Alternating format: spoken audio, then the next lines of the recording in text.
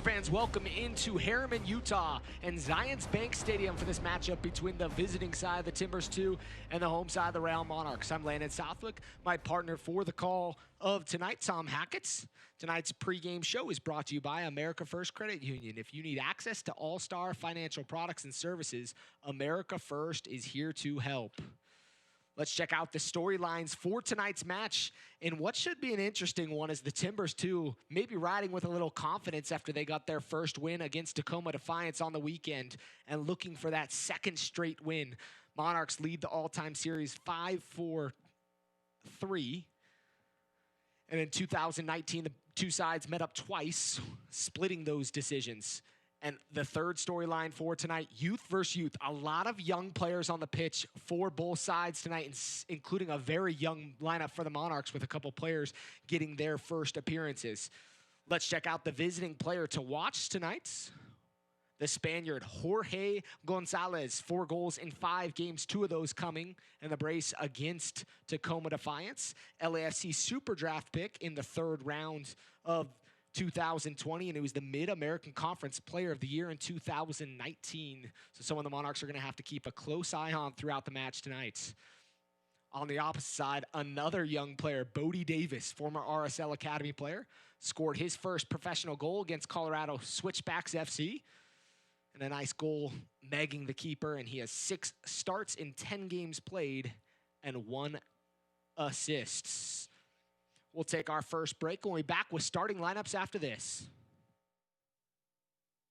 Tonight's match is brought to you by America First Credit Union, the official credit union of the Real Monarchs. By MarketStar. Explore something more at MarketStar. Visit marketstar.com for careers. By Steward Healthcare, the official healthcare provider of the Real Monarchs. Visit stewardutah.org. And by Zions Bank. For banking that helps you tackle every financial challenge, Zions Bank is for you. We all have needs, hopes, and dreams. Things to do, places to go, and a life to live. And whatever goals you have, America First is here to help you achieve them. We're here to provide the financial tools and services you need to take care of your family, your home, or your business. We're here to help you keep moving forward. Whatever you need, for what matters most, we're here to help. America First, federally insured by NCUA. Hey Justin, Jeanette, what's going on? Hey DJ, we're just trying to find out ways to keep fans in RSL gear. And I'm contemplating how to use this Step 150 to fight hunger in Utah. Oh, I got it. Have this sweet RSL neck wrap. And thanks to Ford, you can have one too. All proceeds are going to go to help the Utah Food Bank feed families in need. We're hoping to raise $50,000. Fashion that fights hunger? Now this is a winning combination. Can I get a high five? Really?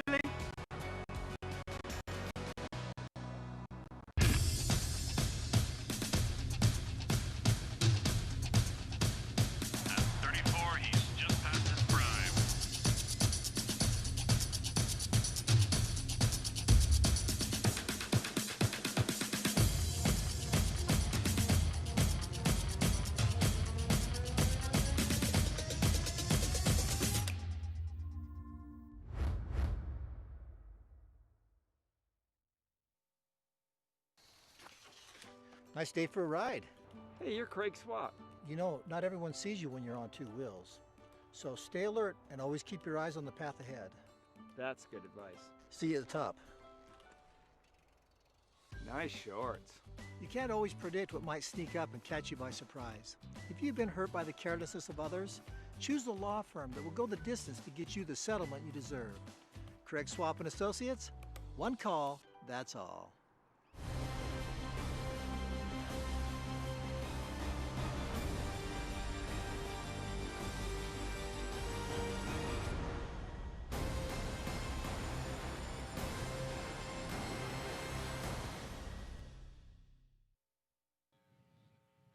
Welcome back into Zions Bank Stadium. Let's check out the starting lineups for both sides, brought to you by MarketStar. Explore something more at MarketStar. Visit marketstar.com for careers. Let's start off with Cameron Knowles' side and the Portland Timbers 2. Coming off their first victory of the season, Leaker is in goal. Hanson, Ornstill, Homer, and Stanley are back 4. Gonzalez will play on the right. Malloy, Anguiano, your midfield, central midfield pairing, I should say, with Epps on the left, Akoba and Calastro up top. Let's check out the home side. And like we mentioned, a very young lineup from Hamas and Olave, including a player making his professional debut tonight. Very much so. A different lineup at that as well. Ochoa in goal. Farnsworth, Pay, Watungu, and Hasso across the back four. Brown and Avila in the heart of the midfield. Vega, Davis, and Vasquez with Kyle Coffey at the point of attack. Landon. We're almost ready to get underway here. Between these two sides, the United Soccer League, all 35 championship clubs and its players stand together in support of diversity, inclusivity, equality, and compassion. Together, both teams are participating in a 15-second moment of silence as we are all united against racism.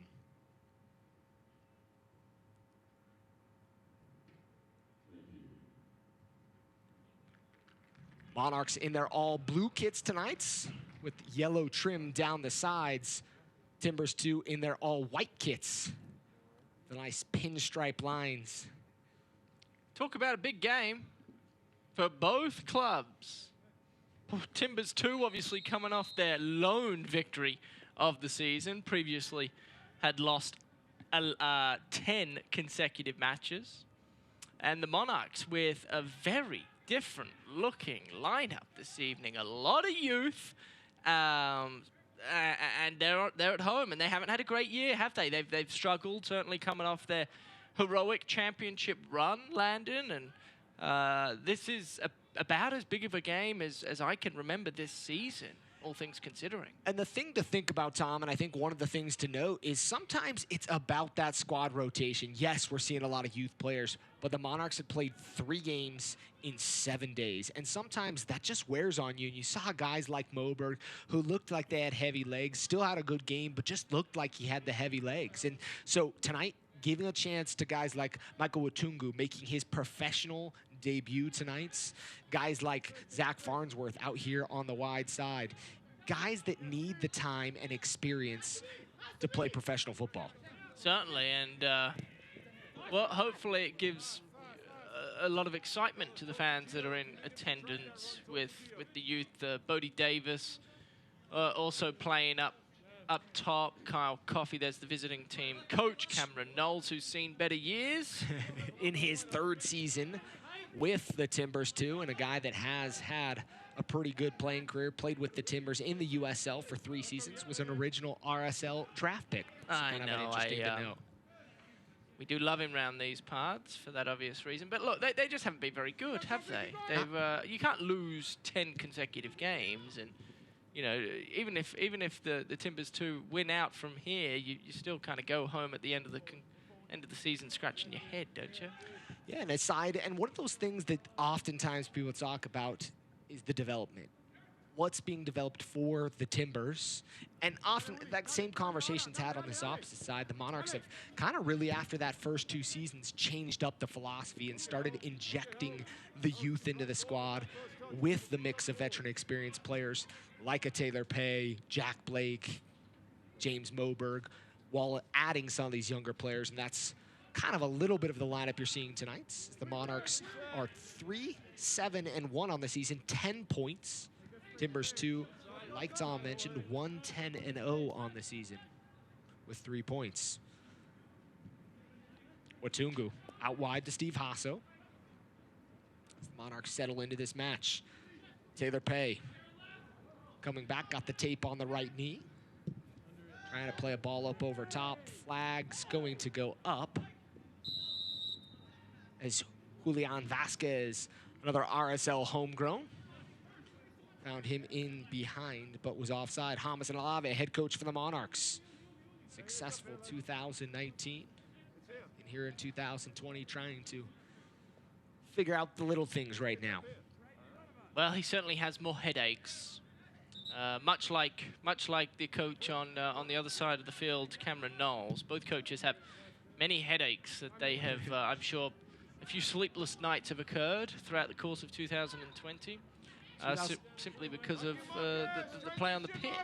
And of course, the pandemic probably doesn't help. I was just about to say, one of the more interesting times As you can see, tonight's officials, Malik Badwadi.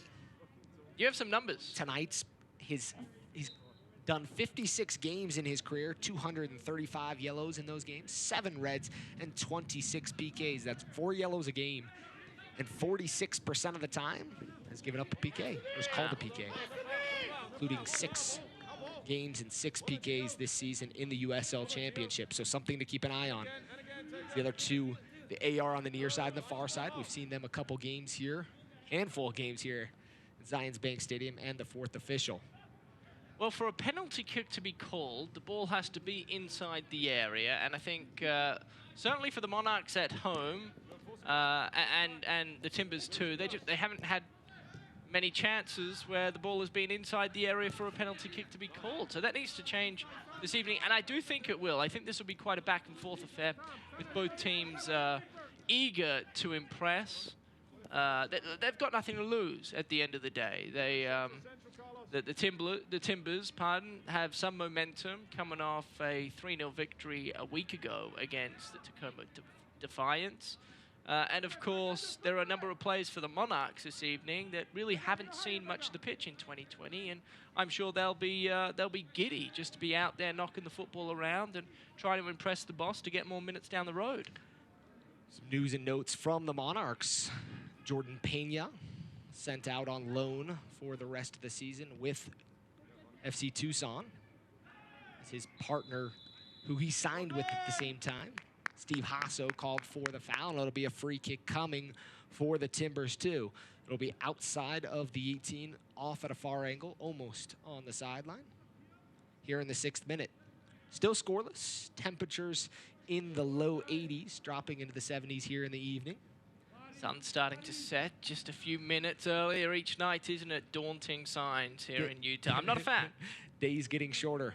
Not quite like the ominous orange skies that they've seen up in Portland due to the fires, and we hope everybody's staying safe up in Portland in the surrounding areas, and we wish the best to the firefighters up there battling the blazes. Free kick coming. Timbers 2. Line held just above the 6. One-man wall, ball played in, pushed across and just wide. A nice glancing header by the Timbers. And not a bad look to start things off here early in this match. Well, that's dangerous if you're the Monarchs, isn't it? It's a good ball, had a bit of curve on it, but boy, was he far too open. I'm trying to figure out who exactly that was. I believe, there you go, Anguiano, a midfielder there. 2 assists on the season already for Anguiano, and he nearly scored a beautiful glancing header there. But dangerous signs if you're the Monarchs early going here at the Zebra. Not something you want to see. Calixto going towards the heart of the defense.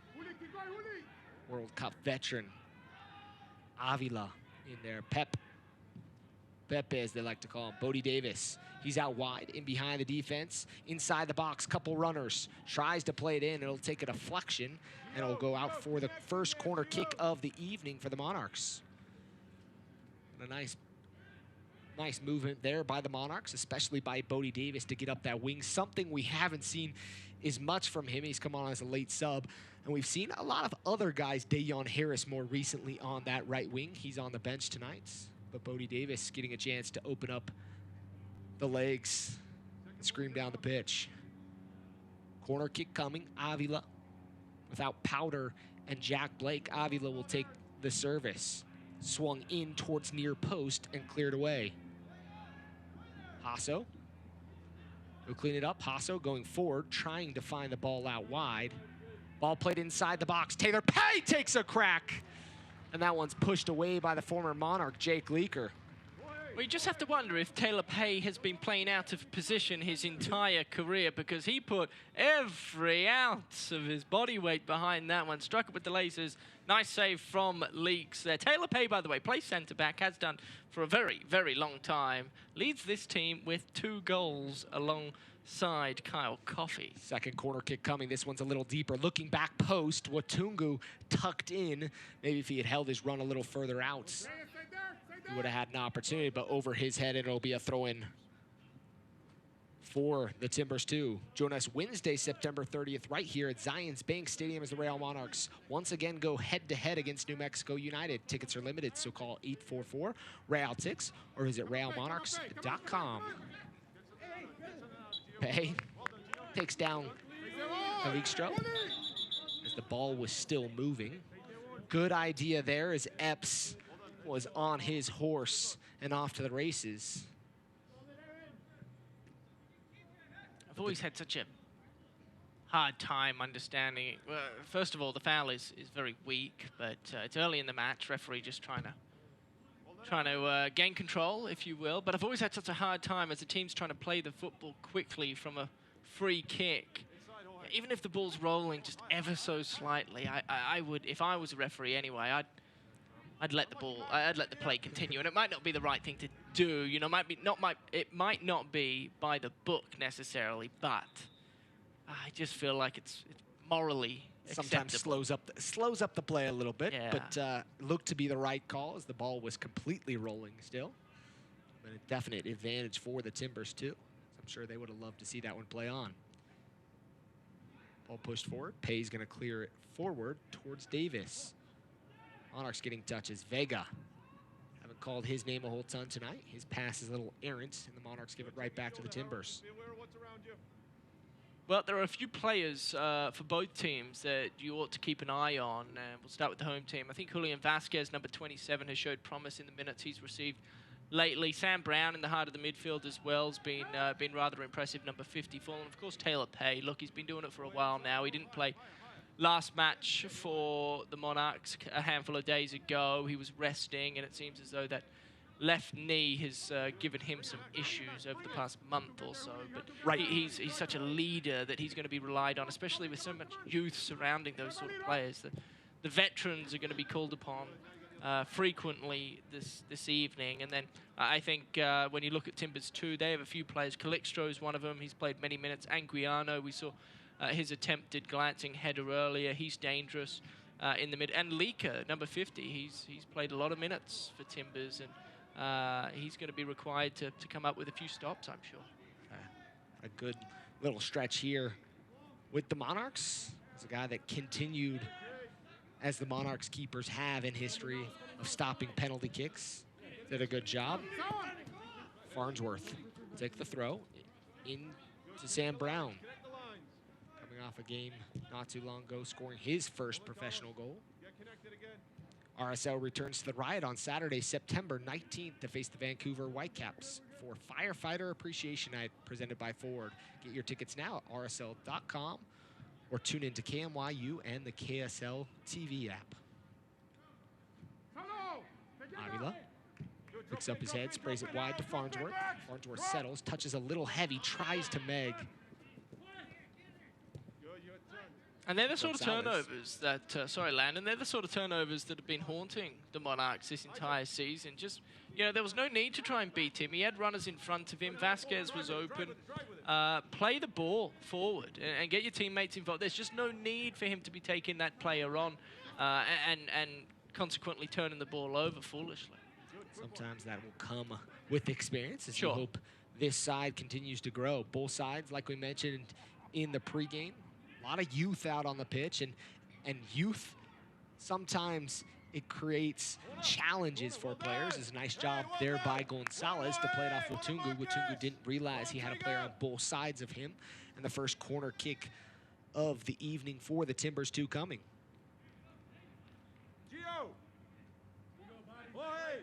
Anguiano here taking this. Anguiano looking to Epps, who's coming short.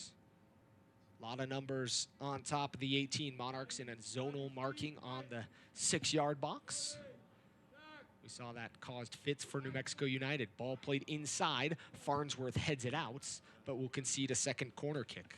Epps is another player we ought to keep an eye on, number 55 for the Timbers 2. He's played 35-odd games in Major League Soccer, you were telling me, Landon. Short Probably the corner most taken. experienced MLS player on the pitch.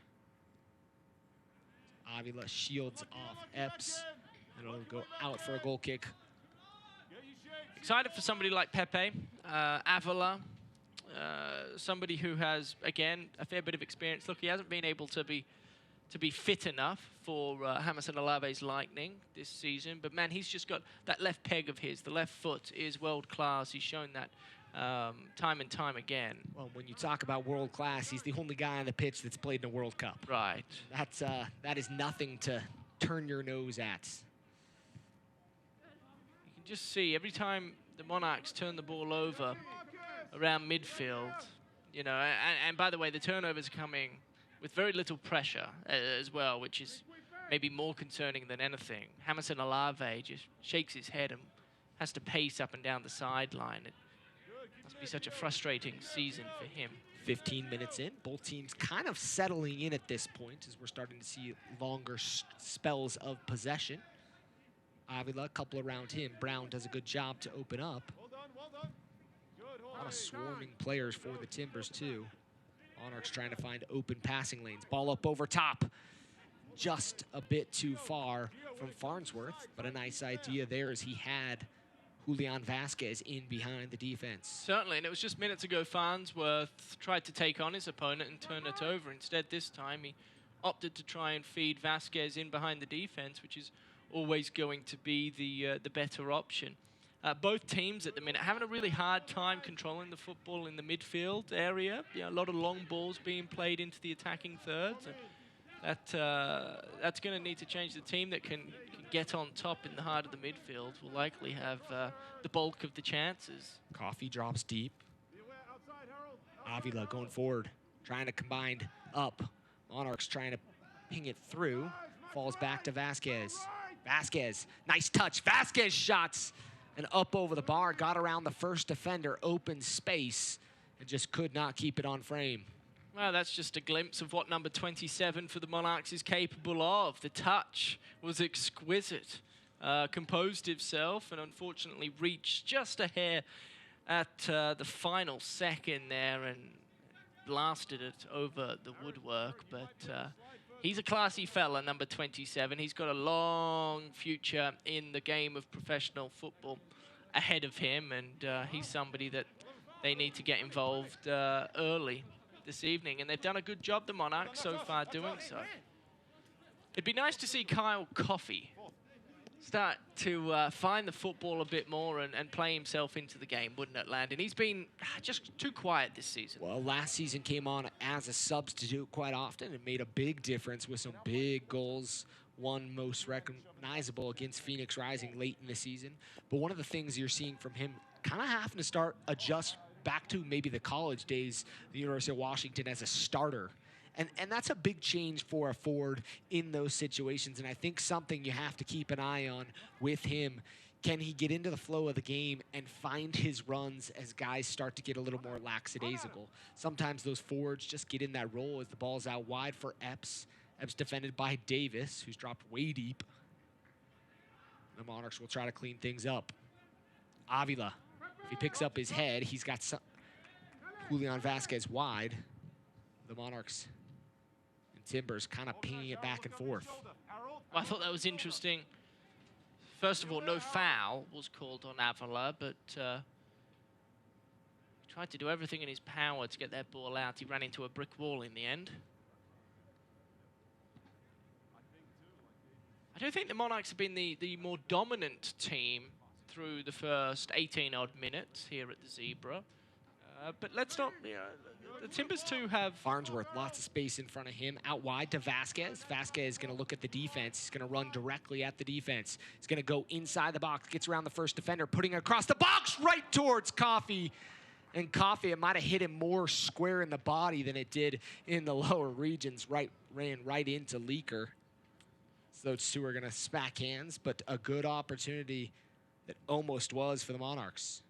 Well, that's what I was talking about, was the Monarchs being the more dominant team. They're certainly having the dominance down that left flank. Number 27, Julian Vasquez, has been a big role player so far in this one, trying to find Kyle Coffey, who we just both talked about, trying to implement himself into the game and the game plan, if you will. He nearly came up with a goal, the first goal of the game. Have to love what Julian Vasquez showed there, the desire and willingness to run at Hansen, the right back. And he's kind of sized him up as a guy that he's going to run at here. picked up his head, saw that he was retreating, and then put on the jets and went right at him. Well, the Timbers, too, are going to have problems if they decide to keep Vasquez one-on-one with their left back. Farnsworth making a run, ignored, because I think Vasquez is going to take that matchup on every single minute of this game when the opportunity arises. He danced around him a little too easily for Timbers 2 head coach Knowles' liking, I'm sure. David Ochoa making his 4th start of the season. 3 straight in the last 7 days. His 4th was at the start of the year, as Vega is going to get the ball at midfield. Vega looks up, out wide to Bodie Davis. Runners, but not big numbers inside the box for the Monarchs. Ball comes into Hasso, right to Vasquez, who puts it wide. And Vasquez, I think, looked up at net before the ball was to him and put it wide. Well, it's the second time he's reached for the ball right at the last second. The first time he blasted it over the upright, and on this occasion he just kind of dribbled it across the face of goal. But again, it's good build-up from the Monarchs. It all started with Ochoa. Sam Brown was involved. Davila got a toe poke onto it, and all of a sudden the Monarchs were spring-boxed forward with numbers. So Jamerson Alava has to be impressed with the start from his team tonight. They've certainly been the better team. This is part of the problem that the Monarchs have had, though, I should say, is, you know, last game against New Mexico, you know, we were talking here about how the Monarchs had just as good a chances as New Mexico, but they weren't able to capitalize, and good teams find a way to capitalize. And so for the Monarchs right now, it's crucial that as you have the momentum and you continue to build chances, you've got to find a way to put the ball in the back of the onion bag, because what has happened so many times this year for the Monarchs is the other team, whoever it may be, goes down the other end out of nowhere and finds a way to score. All of a sudden you're down 1-0, and that is detrimental for the mindset of these young players. Timbers 2 scored 3 goals in 6 minutes on Wednesday nights against Tacoma Defiance. 2 goals from Gonzalez and 1 goal from Calixtro. Up until that point, had only led 1 other time during the season as they went up on Sacramento Republic, only to fall 2-1. So essentially, before last game, had only led 40 minutes. So now have led 130 minutes of soccer, essentially. The interesting thing to note, Gonzalez scored in both games where they led. So he'll be a guy to keep an eye on tonight. Maybe a chance for him to open up scoring, as we haven't seen much from the Spaniard yet so far here on the near side. As the ball is on the opposite side with Epps. Looking at Hasso, still the cast embrace on both hands. Fall off a motorcycle or something? 100% sure on the injury there. He tweaked it, throwing the ball in. Hansen looks at Vasquez, does a good job to get around Vasquez. A little payback. Ball played inside the box, looking back, post header right towards goal. But Hasso was able to recover at the last seconds and put his body in the way of the bouncing ball towards the net of Ochoa. What a ball it was from Hansen. He noticed there was some help on the back post, and he dropped it right in the breadbasket. Unfortunately, Timbers 2, wow-wee, that was one of the better chances, if not the best chance of the game. End up with a corner nonetheless, but that's the sort of danger we're talking about from a Monarchs perspective. In the blink of an eye, the other team can go down and score.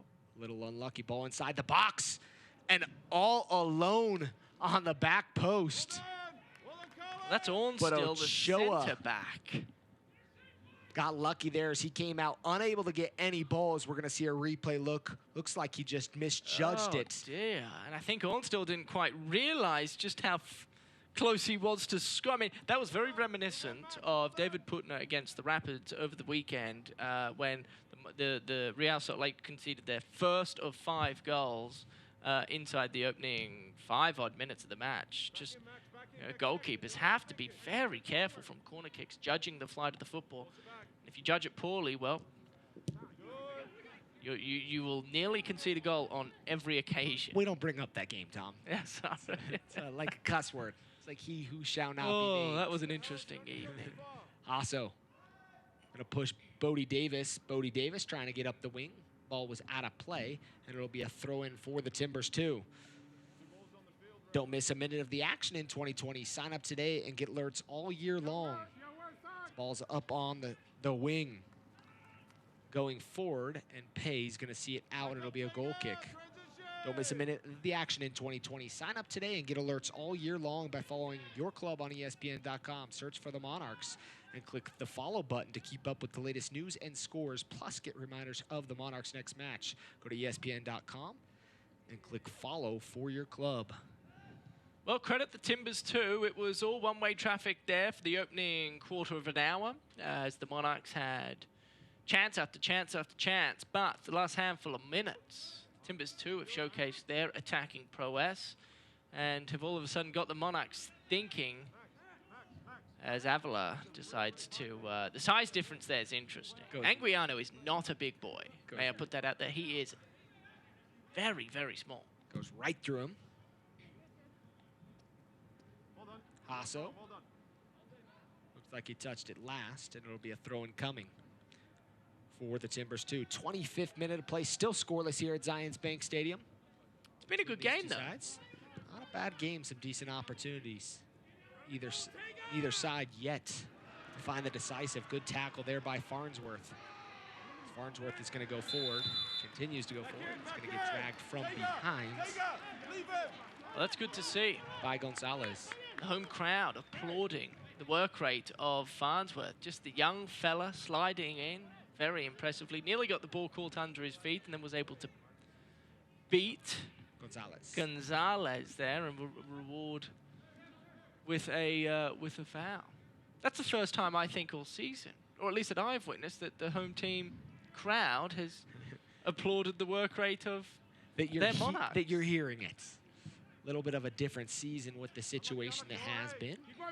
Very much, yes. As Vasquez is going to go out wide. Hansen's defending him. Farnsworth is going to drop in. Ball inside the box, out in front of everybody. Looked like the cross was just a little too soon for the runners. Yeah, you would have liked to see Vasquez settle and take a touch before whipping the ball in.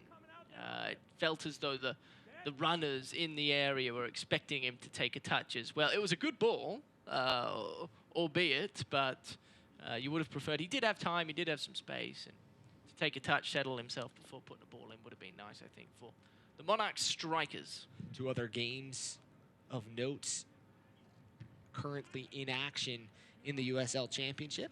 El Paso Locomotive and the Colorado Springs Switchbacks. With El Paso leading 1-0. Ball looked for Coffee, just not enough on it. And the other game, San Antonio FC against Austin Bold, and they're all level in the 66th. Both games later in the match. El Paso leading 1-0, courtesy of a goal from Saheed Robinson. His first goal of the season, scoring against his former side. Big ball up over top. Vasquez, great touch there to settle. Gets it wide to Coffee. Advantage played by our center referee. Coffee looking forward. Trying to find players in front of him. It's laid off to Pepe.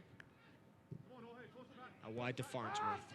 When you miss a guy like Jack Blake, a guy who'd be sitting in that space, waiting for the opportunity to rocket one from distance. Good read there by Sam Brown. Can Sam Brown find a runner? Sam Brown trying to get it wide. Hansen in good position to cut it off. Farnsworth takes a big swing. Wins possession for the Monarchs. Coffee and Farnsworth not quite on the same page. Farnsworth and the work rate tonight from him to win that one back. Vega. Out wide to Davis. Only one runner in the box. Trying to get it to Coffee. And that one's going to be in the back of the nets. And the Monarchs are going to score and open the game with a goal by Kyle Coffee. Well, that's inexcusable if you're Timbers too. It was 1v3, and somehow the one found a way to get open. Credit Kyle Coffee. This is his bread and butter, just knowing where to be, right time, right place. He's trying to make you eat your words, Tom. He is, really. Look at the nutmeg from Bodie Davis. And then he doesn't get great contact on it, but he does enough in the end as Kyle Coffee. He now leads the team in goals with 3 on the season. Congratulations. You know, the interesting thing, and I think the luck for the Monarchs, the nice part there is that ball kind of coming off awkwardly was the reason Leaker couldn't get to it. So credit the Monarchs for opening up the scoring tonight's courtesy of Kyle Coffey here in the 28th minute. It's good to see because the Monarchs have been the better team so far, and finally they've been rewarded for their effort. Right before, I thought it was interesting, Landon, right before, and by the way, worth noting, a few minutes ago, Watungu played a ball into Vasquez that was very impressive for a centre-back in his first game. So that's exciting to see. But James and Olave quickly spoke, dragged Vasquez over. And I thought that it was interesting because I've noticed Vasquez has been superb so far, but occasionally he can try and bite off more than he can chew when it comes to the passing. And if he changes that, if he becomes a better passer and knows where to go, I do think he's got a real chance of playing at the Major League Soccer level. But right now, that's what's separating him. RSL homegrown from northern Utah up in Cache Valley. Got a great family. I mean, at the end of the day, you don't have to be the most athletic player. If your decision-making is good, you'll find a way to play at the top level. As we'll take our first hydration break here in the 30th minutes, as we'll check out some highlights from the first half so far. There's Anguiano with the, or Anguiano, I should say, with the glancing header, nearly beating David Ochoa from his near post. Taylor Pay puts his laces through that one. Good save by Leaks. Vasquez has been dangerous. Kyle Coffey caught that one in the inside of his knee, but otherwise that was gone through. And then again, Vasquez, boy, he just reached for it and dribbled it across the face of goal, but he was very close. And this is the best chance of the match for the Timbers too. Hansen playing a wicked ball in there. And then the ensuing corner, the centre-back, 48, Ornstill is just very fortunate. And finally, reward for effort. Bodie Davis, nutmeg, finds the only man in the area, Kyle Coffey. And it's 1-0 Monarchs. That's Kyle Coffey's bread and butter, isn't it? It's perfect for him. And we have to give credit to Bodie Davis there, who will be credited with the assists, his second of the season. The USL's elite pre-professional platform, USL Academy, allows clubs across the USL to build a pathway to pro soccer by bringing together top local youth talents. Following the success of the first Academy Cup events, clubs can now apply to participate in the USL Academy League, kicking off in spring of 2021. For more information, visit usl-academy.com or search hashtag USL Academy on social media. Bodie Davis, 1 goal, 2 assists in his first professional season. Former RSL Academy player and having himself a fine season. And a guy from Kaysville, Utah, just north of here. Is that your stomping ground? My stomping grounds. Quite a bit older than him, but...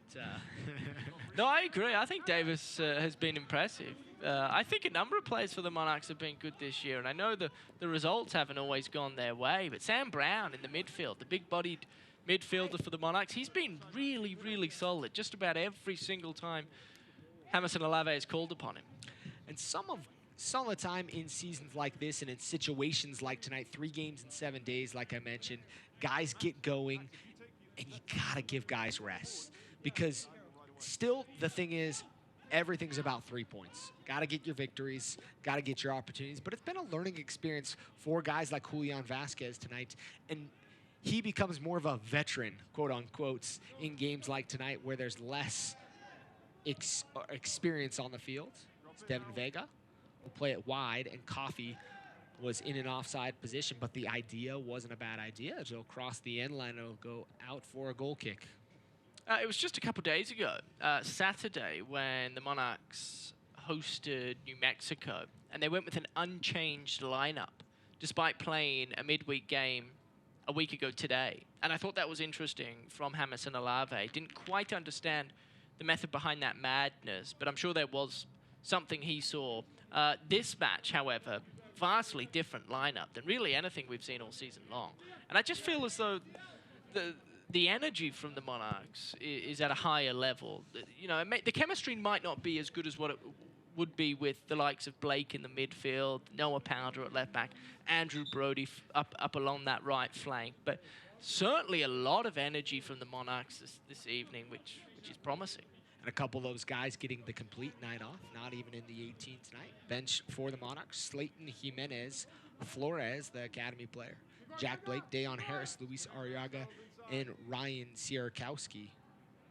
On the opposite side, Sluddy, Ferguson, Viegas, Wilkerson, Duran, and Clapier for the Timbers too.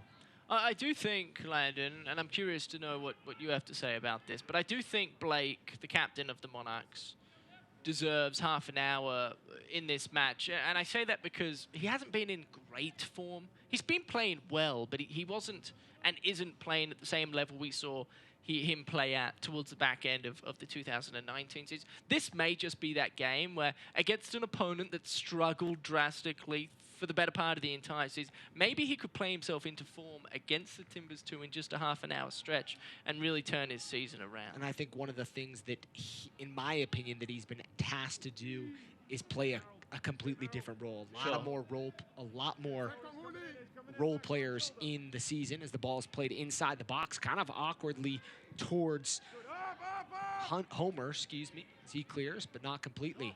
Vega tries for the nutmeg. Tries to get around the second player, still inside the box with the ball.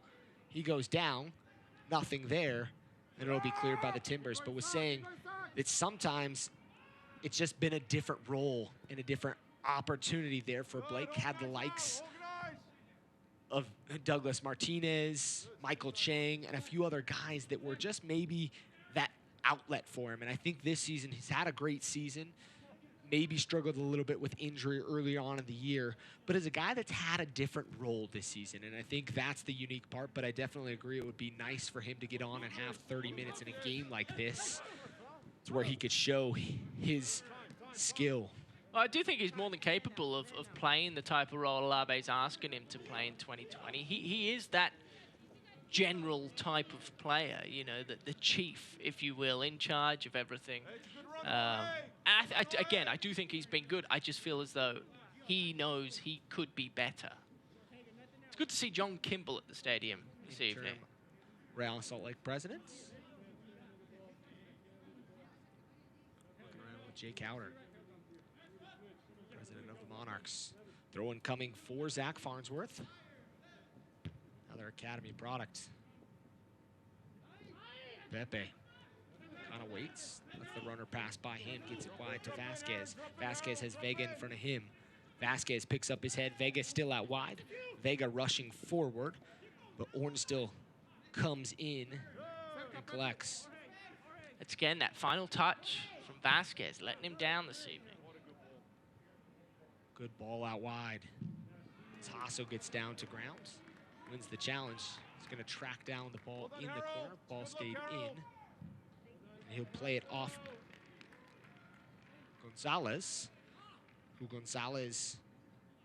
it seems like has Gonzalez switched Epps in the last few. It looked like right after the hydration break, those two switch sides, maybe trying to exploit something there. It's one of the reasons I'm a big fan of the hydration breaks that are probably unnecessary at this point. We're this deep into the season. But from a strategy standpoint, I think just makes for a more interesting game. It's almost like a miniature halftime. Little chance to make some tactical adjustments. We're going to make these coaches earn their paycheck after all. Making a lot of different changes. It's going to be a foul, and I think Malloy's getting a talking to, having a conversation with our center referee as Hasso stands over the free kick. On the road, can't watch the match. Tune into ESP or Sirius XM FC, North America's only 24/7 source of soccer radio, featuring Ray Hudson, Tony Miola, and Rodney Marsh. Fans of the USL can now listen to the best matches of the week, along with action from the MLS, the Premier League, and the UEFA Champions League. Sirius XM FC channel 157 on your Sirius XM radio and the Sirius XM app.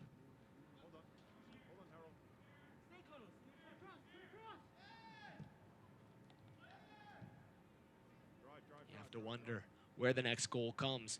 39th minutes. Kyle Coffey opened the scoring. The Syracuse, Utah native and former University of Washington Husky. On a cross from Academy product, Bodie Davis. Farnsworth. Get the ball back from Vasquez. Looks to Sam Brown. Brown's head's kind of on a swivel. Good job to keep his options open. Ball up over top. Davis is going to get a run towards goal. Can Davis get there before Leaker? And Leaker does a good job to put that one off into the seats. And that one looked like it was going to be really close. Yeah, that was touch and go, wasn't it? Great ball from Kyle Coffey. I feel as though Kyle Coffey has a role to play in that sense where, you know, during these stretches of time where as the point striker, you just find yourself all alone for substantial periods. And when that happens, drop deeper and find a way to get involved in the match. And he was able to do so there and showed his touch and skill by trying to play Bodie Davis in. It was very, very close in the end. And it looked like one of those that one side was going to have to give up, a game of chicken. I don't like those games. I'm not very good at those games, which is why I'm here, Landon. You're Australian. Yes. Scared as can be. What are you talking about? The scariest things in the world are found in Australia. Oh, you'll be fine. Just a flesh wound. Just a flesh wound. Leaker's a big keeper. He is a big boy. 6'4", if I'm not mistaken. It's a fun one to have here in Salt Lake City. Happy to see him continue to have success. So he got a clean sheet. Excuse me, 6'6". Wow. Off by 2 inches. Can't rob the man of his height. A big frame. Like we mentioned, he was a guy that was very effective on the penalty kicks. Kind of continued the folklore of penalty stoppers here in Salt Lake City, Utah. The likes of Nick Raimondo, the all-time MLS. PK shot stopper. That guy did not have any height.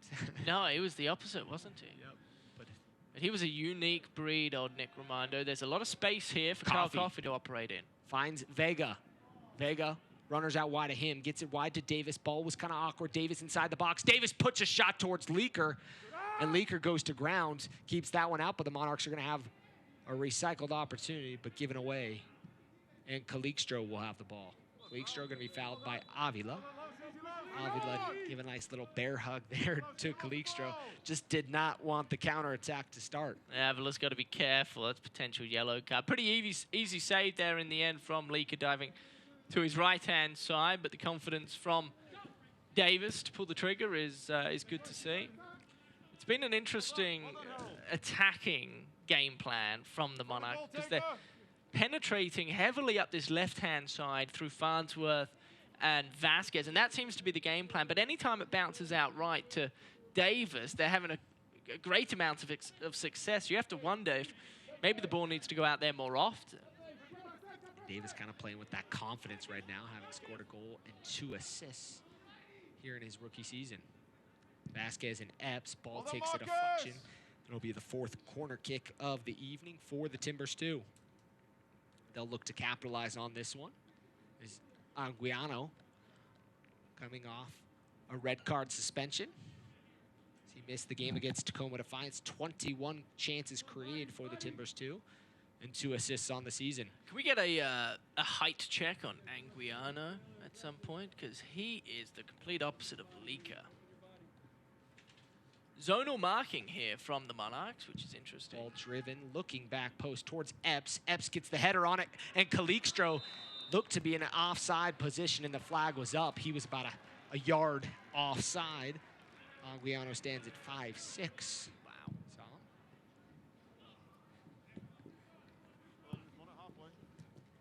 Ball out. It'll be a throw-in for Hansen, just in front of our 4th official.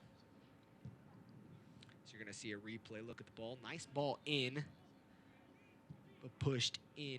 And Anguiano was a couple steps behind the whole Monarchs back line. Wow, that was actually closer than I thought. Taylor Pay was very close to keeping him onside in the end.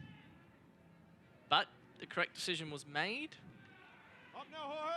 And the Monarchs maintain their 1-0 lead. 44th minute as we get late here in the first half. Monarchs with that.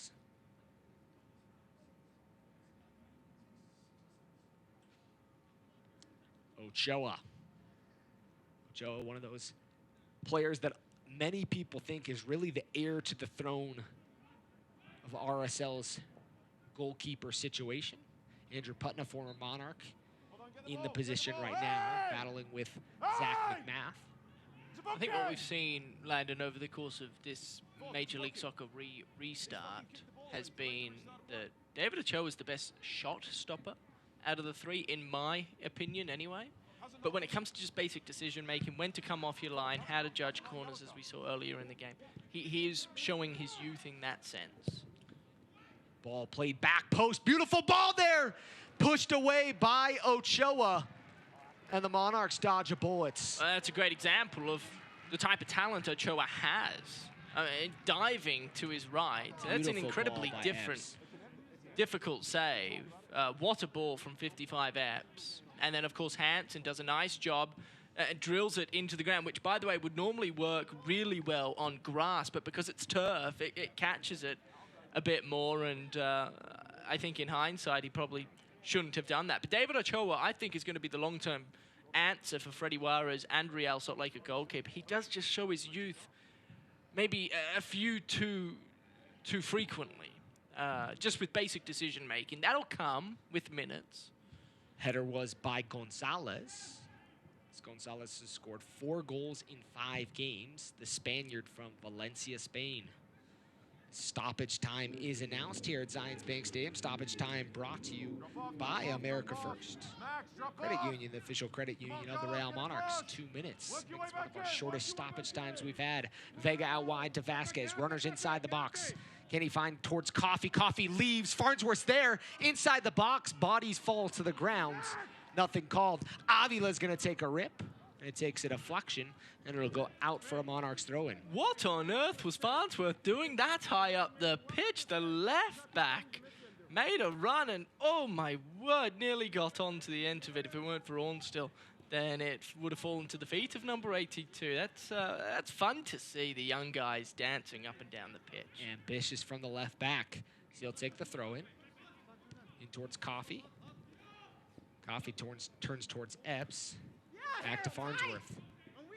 Farnsworth tries to Meg Hansen, getting it around the defense, but it'll go out as we're unofficially through one of our 2 minutes of stoppage time. Ball quickly in. Farnsworth settles. Nice touch there by Farnsworth. Farnsworth gets the Meg around Hansen as Hansen goes down. Might have caught one in the Crown Jewels. In the Crown Jewels. That will linger. Halftime can't come soon enough for poor Hansen. Hansen's up, getting back into the play. Ikoba.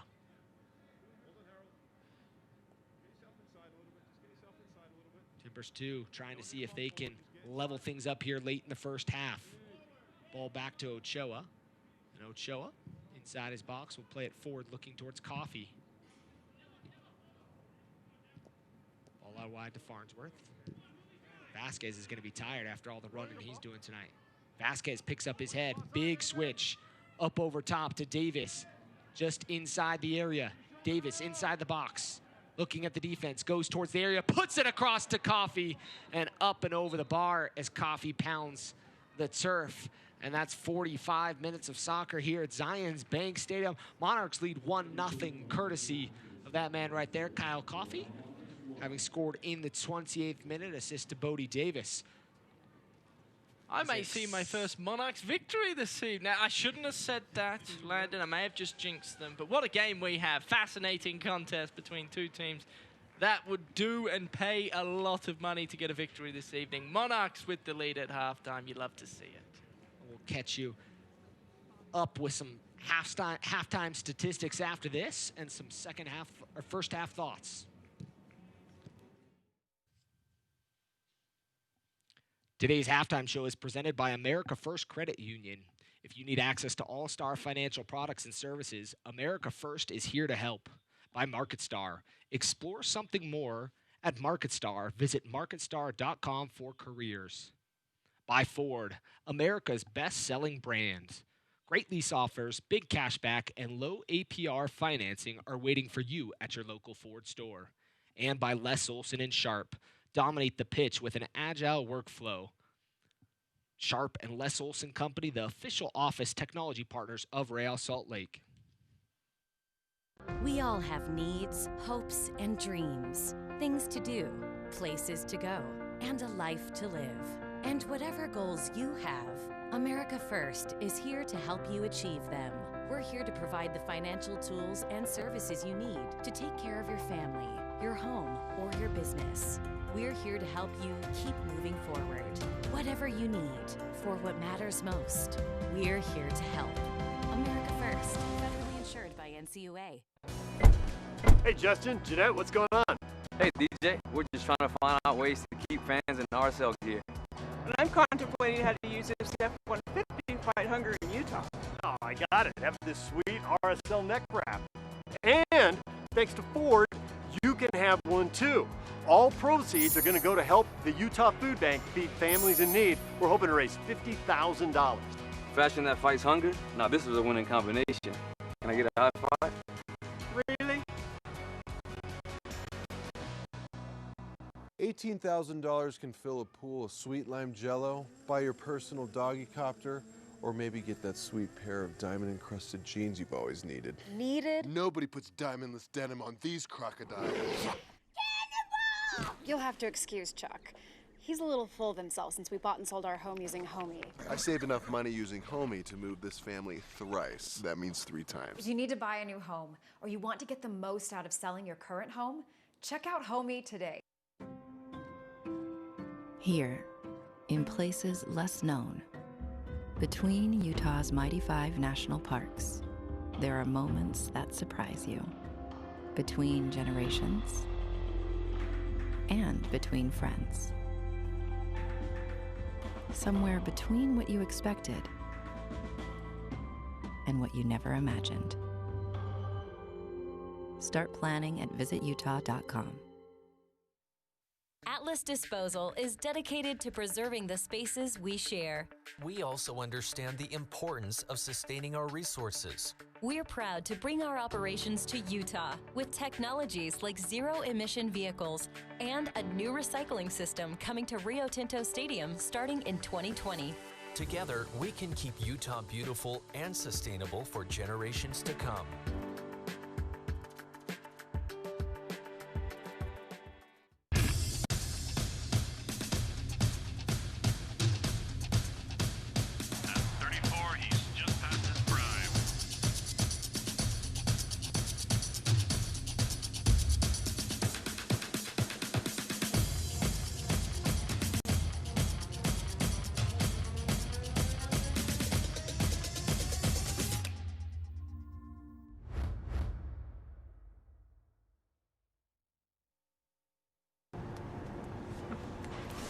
Johnny, I saw that.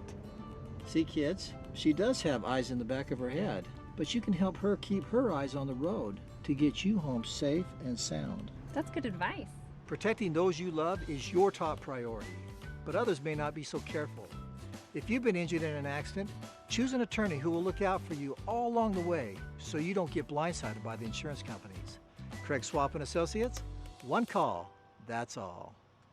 I swear to fulfill, to the best of my ability, this covenant. Every doctor takes an oath, but not every doctor gets to practice it to its fullest. I will apply for the benefit of the sick all measures required of me. There's a new healthcare system built around the way you live and the way our profession has sworn it to be. And may I long experience the joy of healing those who seek my help. May I be a steward of the new healthcare.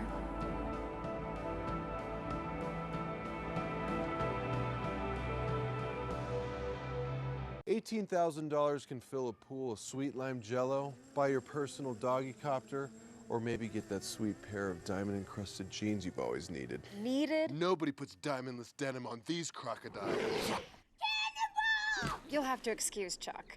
He's a little full of himself since we bought and sold our home using Homey. I saved enough money using Homey to move this family thrice. That means 3 times. If you need to buy a new home, or you want to get the most out of selling your current home, check out Homey today.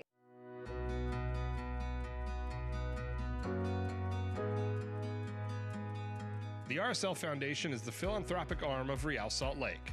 We connect players to the community, enhance elementary education, build leadership through soccer, and highlight environmentally sustainable projects in Utah. To contribute to these programs and others like it, get your RSL license plate, where $25 from each purchase goes to support RSL Foundation initiatives. Oakland, the town. A world-class city where it's not just about where you're going, but it's also where you come from. See, here, there's always room at the top, where sky's the limit, but roots help keep you grounded. And this is town business. If you know, you know. Some might say it's rough around the edges, but we all know that the flavors are in the margins. It's a family affair out here. It's all eyes on we. Hold it down for the people holding you up. These things matter to us. It is let's go Oakland over and over and over again, where East Oakland and West Oakland meet. Show the town love, and the town will love you back. Oakland, forever.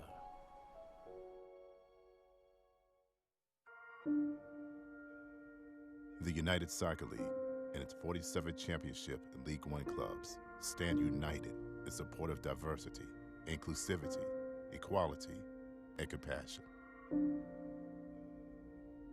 Together, we can make a difference. Together, we can create change. Together, we are united against racism.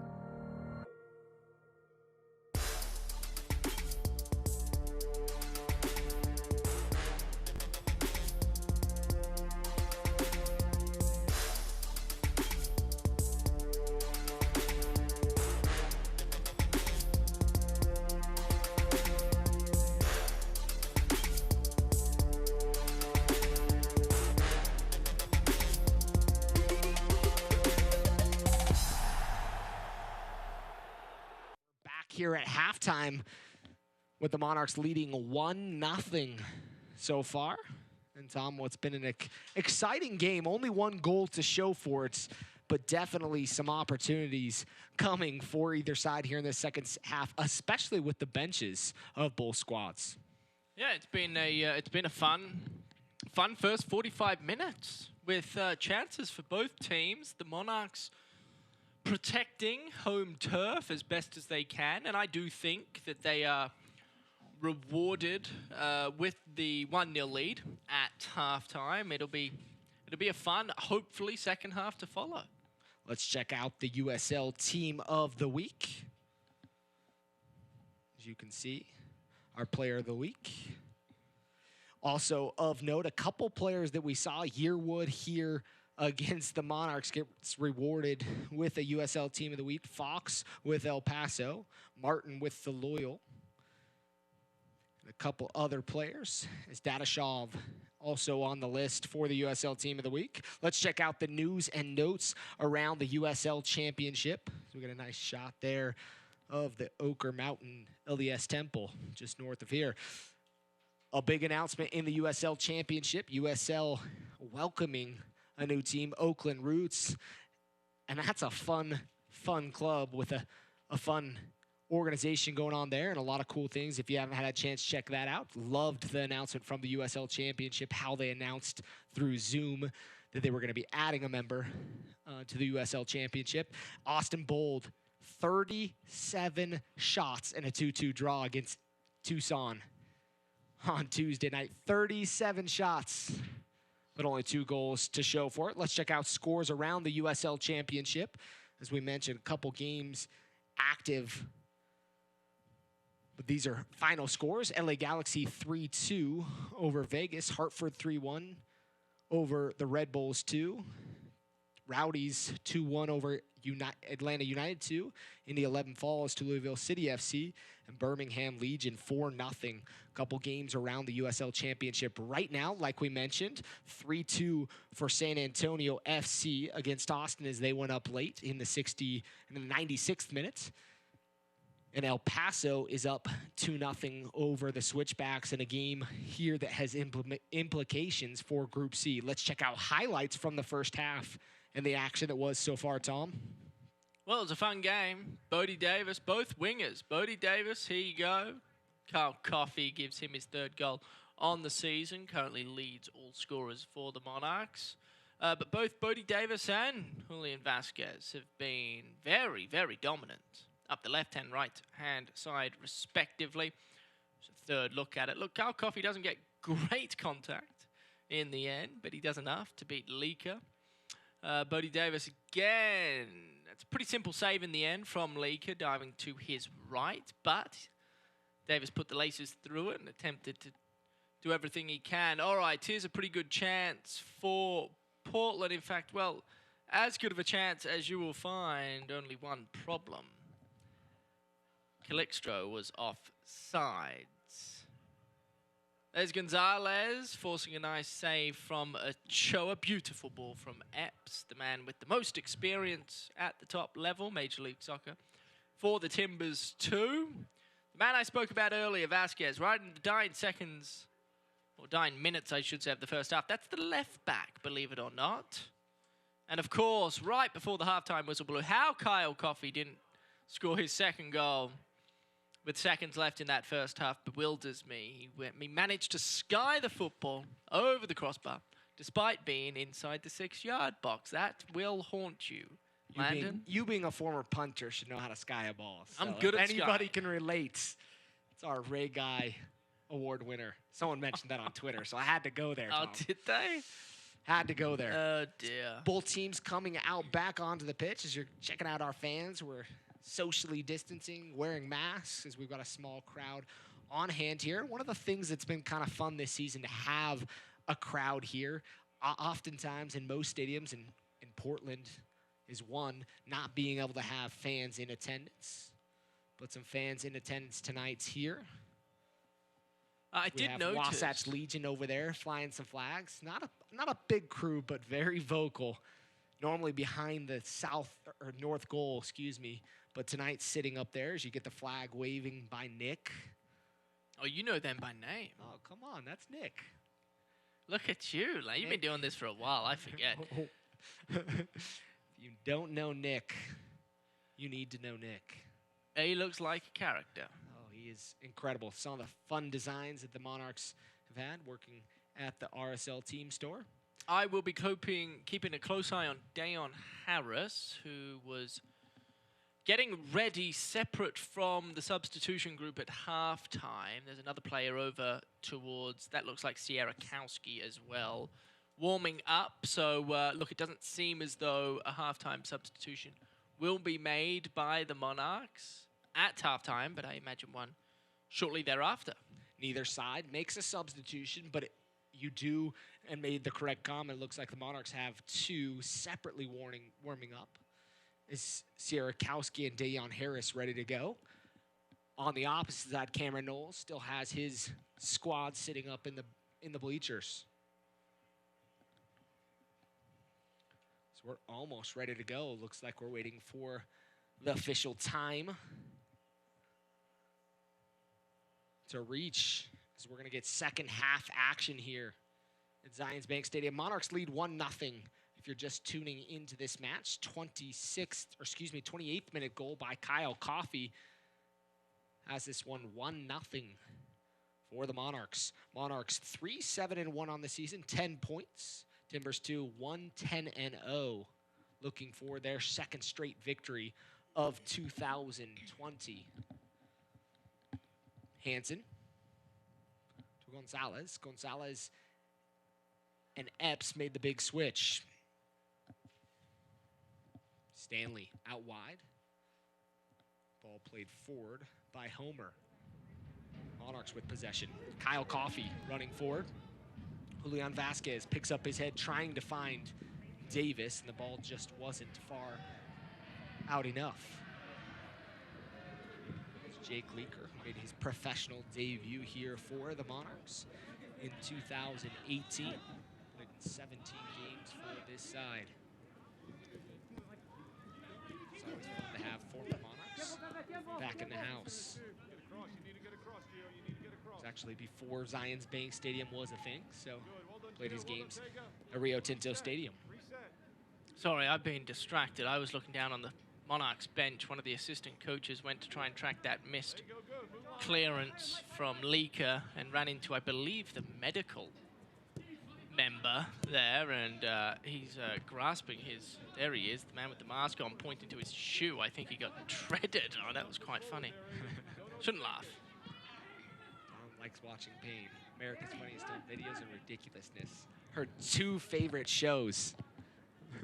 Ridiculousness is definitely on that list for Tom. Oh, yeah, the good old days. The good old days. Ball forward. Just out in front of Julian Vasquez as he gets in the way of Jake Leaker. Leaker plays it forward. Hornstill. Good ball up over top. Farnsworth trying to track late. Gets there. Nice cut ball inside the box. Calixto plays it in. And Ochoa collects as he dives to his right and able to keep things held into the body. Well, it's a good... That was a kind of a meg there. Yeah, it was... Between Watungu's legs. I think it was a cross, an attempted cross. Ikoba didn't quite understand or wasn't on the same page as Calixto, but... Look, it was a good build-up from the Timbers, who, by the way, they're still lingering. They're still hanging around. They're just down a goal. They showcased against Tacoma last week on Wednesday evening just how formidable they can be when all things are working in their favor, scoring 3 goals in a matter of 6 minutes. That's a handball. And ball on Anguiano, who did not feature in that match, and it'll be a free kick for the Monarchs. Things haven't been all terrible all season long. A couple big defeats, 6-1 loss to Phoenix Rising to start the season, then a 7-1 defeat at Reno on September 5th. But other than that, most games have been fairly close, with some 2-1 or 3-2 losses.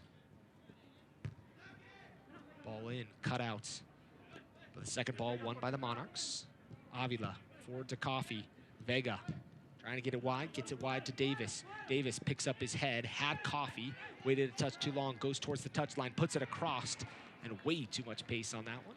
It'll be a goal kick coming for Leaker. Oh, the build-up to that play was exquisite. The touch-in from Yasso to Avila. I believe Vega got involved in it. Just beautiful triangle football being played from the Monarchs to break Davis open, and the right idea, just some poor execution there. He got a little too much underneath the football as opposed to on top of it, and ball went skyward. But you like the idea there. This ball falls kindly. Ball out wide, Farnsworth tracking back, shot towards Ochoa, and a save as Ochoa pushes it wide and out of play as Ochoa keeps the Monarchs 1-0 lead. What a save from David Ochoa. Just his 3rd game back from injury, and he is in full form, it seems. That is picture perfect. Nice build-up yet again by the Timbers too. Keeps Gonzalez off the score sheet. 4 goals in 5 games for Gonzalez. A guy very capable of scoring, as we've mentioned throughout the night. Epps picks up his head, puts it inside the box. And Ochoa coming off his line nicely to read it. Ochoa with the nice smile on his face. You gotta love the playfulness of David Ochoa as he got a chuckle out of the defender standing in front of him as he almost kicked that one. Vega, who's disappeared at stretches.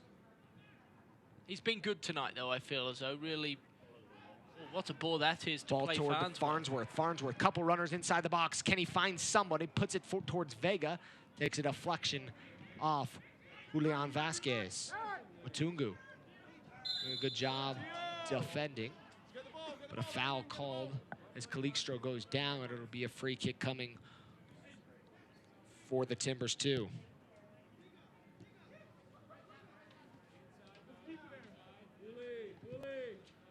Homer quickly taken. Hornstill. Join us Wednesday, September 30th, right here at Zions Bank Stadium as the Monarchs once again go head-to-head for the 4th time against New Mexico United. Tickets are limited, so call 844-REAL-TIX or visit realmonarchs.com. Another home game for New Mexico United. Or home away game, excuse me, away game. As they've played on the road the whole season here in 2020, but are still leading Group C, having been super effective. Watungu Well, the Monarchs are yet to pick up a point against them as the ball takes a deflection off Vega. Malloy does a good job there. Mutungu stands its ground. Second ball to Vega. Into Sam Brown. Brown does a good job to dance away from 3 different defenders. He opens up the ball, has runners in front of him and behind, plays it forward, and literally just started to run out of gas there. Big fella. Monarchs have to be careful. No counter happens.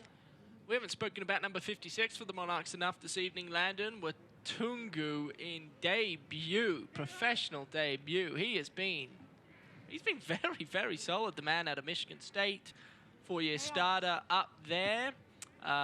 He even captained the Spartans for a significant period of time. So he has been in the spotlight before. He's back in the spotlight after a handful of months, waiting his turn, but he is making the most of his opportunity this evening. It's good to see. Sometimes it just takes the time.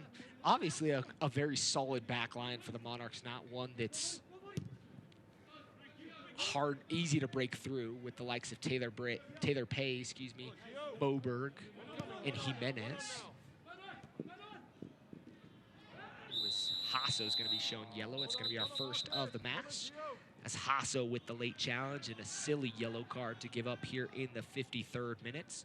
Maybe a little frustration there as he gave away a bad ball moments ago. Our center referee averages 4 yellow cards. Starting towards the quota as he reaches in late on Epps. That is the definition of a yellow card when you're about 3 feet from the football. You just take out the legs. Free kick for Malloy. Swiper, no swiping. Swiper, no swiping. I like it. You must have been watching some Blues Clues. Headed away, and it'll be out for a corner kick. First of the second half, 5th of the match for the Timbers, too. Looks like the Monarchs are going to make a substitution. Corner kick coming from Anguiano here from the near side. It's going to be swung in with the right foot. Monarchs with 3 players on top of the 6. Runners coming in. Ball served in, back stick, all alone. And just wide as another beautiful opportunity there. I think that's Ornstill.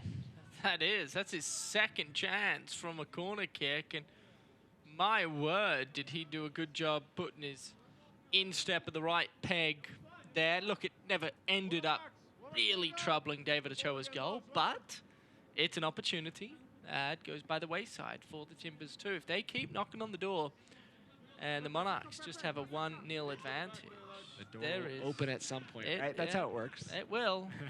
Nature of the beast. In Australia, does it open the opposite way? I mean, the toilet flushes the wrong way, the door's open, we drive on the wrong side of the road.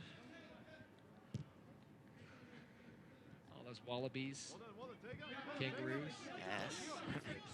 Hoppity hop. Hoppity hop. Nice ball from Mutungu. That's the second time he's played a ball into the feet of Julian Vasquez. It's always a benefit, isn't it, when your centre-back has that ability. Justin Glad for Real Salt Lake, somebody here locally that I think of, also has the ability to play that long ball. At one point scored a goal for the Real Monarchs. Well, the Monarchs have to be careful here. Taylor Pay went for a run and... Ball inside the box, still in the area, falls to the feet. And how did that not go in as Watungu is frustrated as Ochoa laying on the ground and the ball kind of rolled to him and he laid to his side to collect. Well, we'll have another look at it. Gonzalez is popping up anytime the Timbers are dangerous. And my word, is that... It looks like Calixtro there. Why you need to take a touch, I have no idea. Just put your foot through it and into the back of the net. The touch ended up costing Calixtro and the Timbers the equalizer. But again, Gonzalez, somebody's been very, very dangerous. Monarchs going to make their first substitution of the match here in the 57th minute of play. Julian Vasquez's nights will be done. So he put in a pretty good shift. And Dayon Harris will enter the match. RSL returns to the Riot Saturday, September 19th to face the Vancouver Whitecaps for a Firefighter Appreciation Night presented by Ford. Get your tickets on rsl.com or tune into KMYU and the KSL TV app. So our center referee's having a conversation with Cameron Knowles. Cameron Knowles looks mystified to what happened there.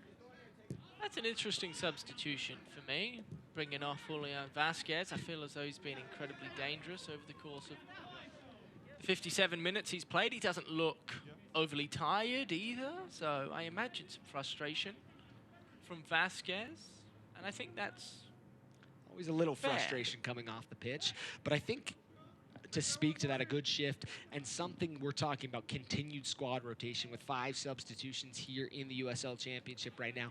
You kind of have to take your chances with players, give everybody fresh legs, and that wing position is something where the Monarchs have been playing the ball all night long, getting a lot of action on that wings. The foul's going to be called on Sam Brown, as Sam Brown felt like he went through ball. It'll be called for the fouls. We'll take a replay look at that one. It did look like a good challenge. It was the follow-through that caught him. He would have been able to keep the trailing foot. I think that one would not have been called for a foul, as Vega's going to chase up top. Leekstro out wide to Stanley.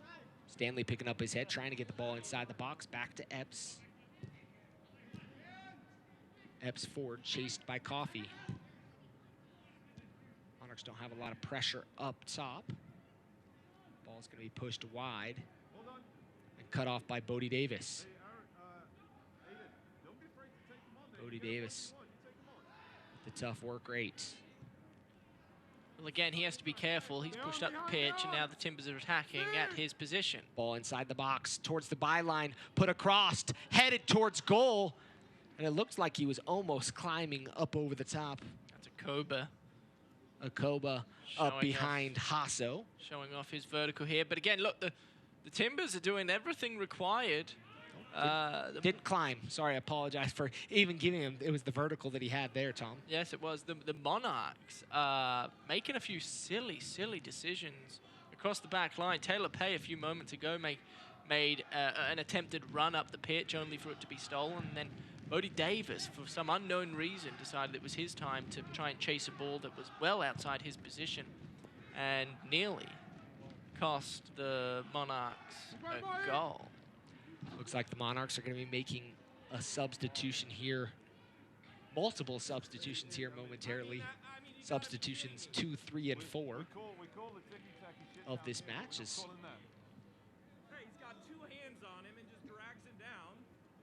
looks like Jack Blake, the captain, will come on. Sierrakowski and Luis Arriaga.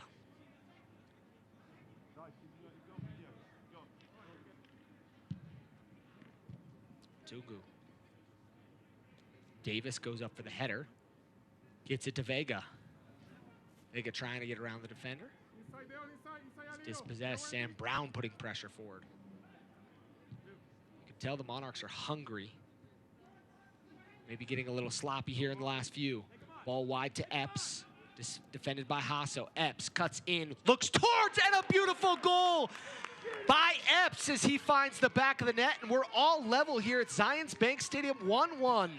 What a special goal that was from 55. Epps cutting in on his right foot. Hasso trying everything he can to delay the shot, but boy, that found the side netting. And despite David Ochoa's shot-stopping ability and outstretched David Ochoa, was no answer for that. That is an exquisite goal when you look at it on replay. Look at that, bending, dipping, curling. Very little David Ochoa could do, but look, it was set up by overcommitment from a number of Monarchs players, and they find themselves in a position that is not beneficial for them, and they were caught on the attack. The Timbers too, as I mentioned about 5-10 minutes ago, are knocking on the door, and the 1-0 lead was always going to be concerning when you're allowing so much attacking play to come through Portland. And all of a sudden, you blink, 1-1, we have a ball game. And the Portland Timbers, too, have come out of the halftime interval with their tails up and looking for yet another consecutive 3 points. I don't know if Gonzalez was shaking his head because he was shown yellow, but there looked to be something going on with our center referee and Gonzalez. So we'll have to clarify if there was anything there. So Ochoa is going to play it out. It'll be a throw-in coming for the Timbers, too. Substitution right after the goal is Ikoba. Will step off, and Clapier will come on. And the Monarchs are going to make their 3 substitutions. Is Sierakowski will come on for Kyle Coffey, the goal scorer.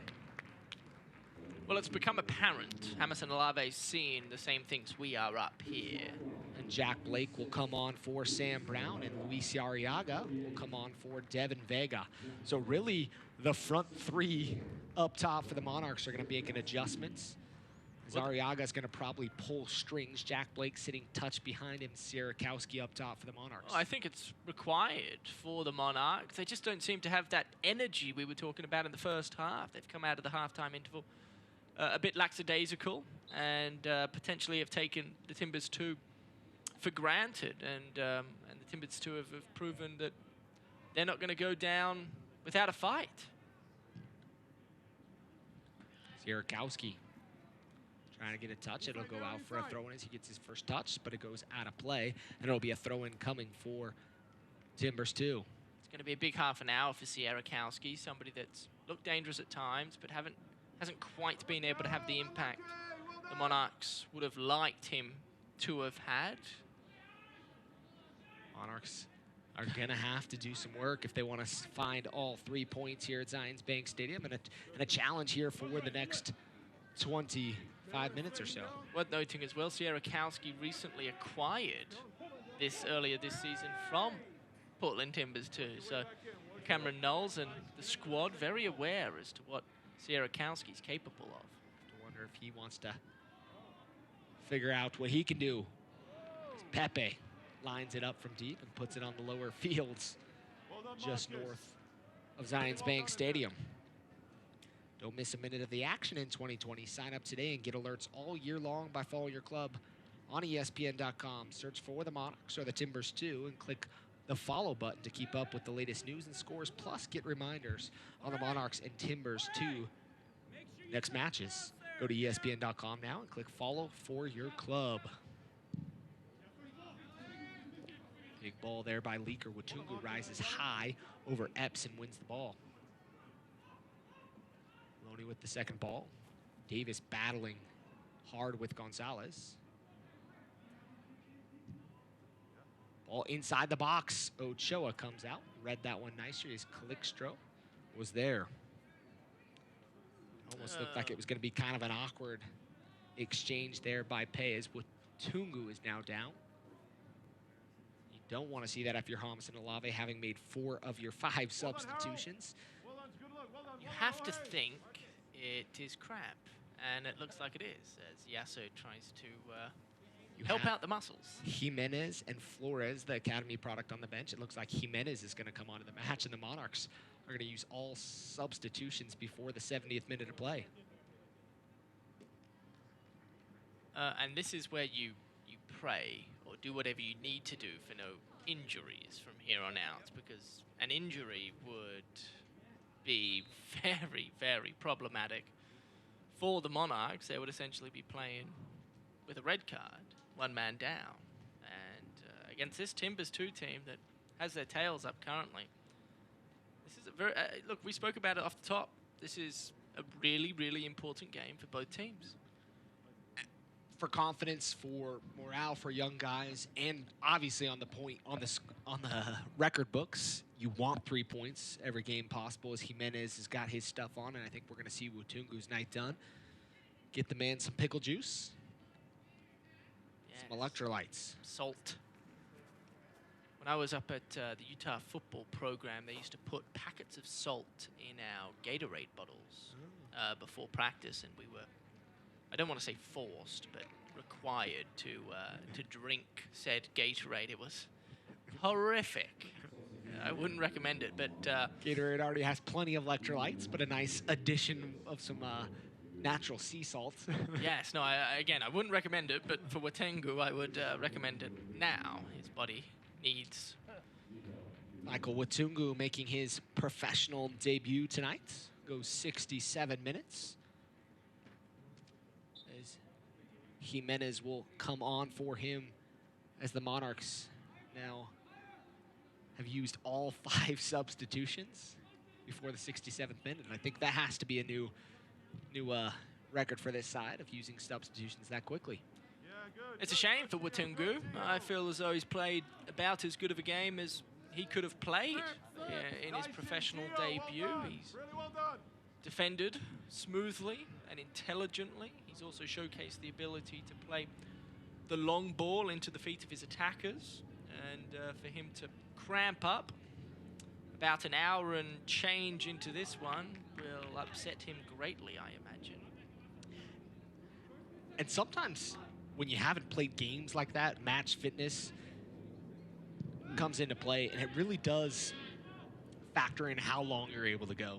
Well, it would have been, if he was drafted earlier this year, the college season ended late last year. I mean, it's probably been close to a year since he's played a full match of football.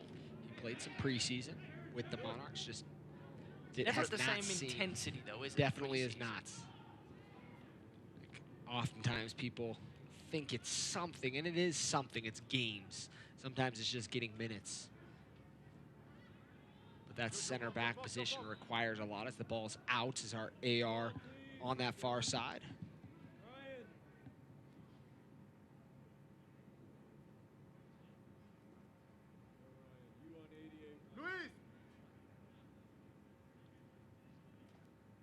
I do have to admit my mistake, as I was called out. Blues Clues is what I said earlier. That was a bad mistake. It was Dora the Explorer. Swiper, no swiping. Should have called me on that. No. It's an amateur move. We have a 2-year-old. I'm not quite there yet. It is silly. That was a silly mistake. Thanks for my wonderful friends calling me out on that on social media. Let me guess, Twitter. Definitely was on the tweeter. You get called out a lot on Twitter if you're not careful. Yeah. Since 1947, Select has been the leader in soccer ball quality innovation. Select is the official ball supplier of the USL Championship and many of the elite leagues throughout Europe. Jack Blake wide, tries to play an early ball into Sierakowski, cut out by Homer. For the latest Select products and special offers, please visit selectsportamerica.com. Harris goes towards the touchline, tries to get it in, and is going to win the corner here in the 70th minute of play. Jack Blake getting his first chance to trot over to the corner flag. As the Timbers, too, are going to bring everybody back inside the box. Go middle! Dice! Near post! Switch!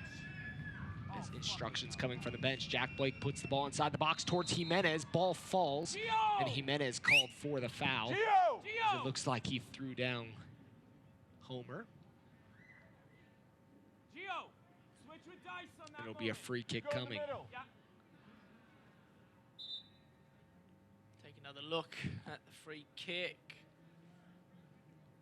Might have been some contact before our camera could catch a glimpse of it. Jimenez ended up giving away, conceding that free kick for Lika to drill it up into the attacking third for the Timbers. Second ball. Timbers played up over top. Cleastro and Jimenez will race towards it. Jimenez does a good job to put body in front. And it'll be a goal kick for Ochoa. Well, when you look at the Timbers too, you look at somebody like Gonzalez, number 70 on the right-hand side, Calixtro, Ikoban, of course, Epps, the goal scorer. Even Anguiano can get involved in the attack, and you do have to wonder, when you look at this current Monarchs team and the players that are out there, who's going to be the difference maker for them? They've struggled all season long, finding a consistent goal scorer, Kyle Coffey, who is now on the bench, leads the team with 3. Taylor Pay, the centre-back, has himself a pair as well, and then there is a number of players with 1 goal apiece. Sierakowski, he's been put in the position to score a goal against his old team. And he has had chances in the few minutes he's played Jack Blake. this season. Nice turn there, out wide to Farnsworth. Likes to go back to Blake. Blake and Arriaga, fresh legs, and they're kind of playing a little combination soccer right now. Ball wide to Harris. Monarchs with a lot of fresh legs in the attack. Harris is going to go towards the touchline, puts the ball inside the box in front of Sierakowski, and just too far out in front. Well, it's what you want when you're a winger, one-on-one with the fullback, and Dayon Harris did everything he could to put Sierakowski in a position to score. Unfortunately, just the timing of the ball was exquisite. It was excellent. It was out in front, nothing the defenders nor Leaker, the goalkeeper, could do. Sierakowski just caught a foot behind the traveling ball as it was whipped across the area.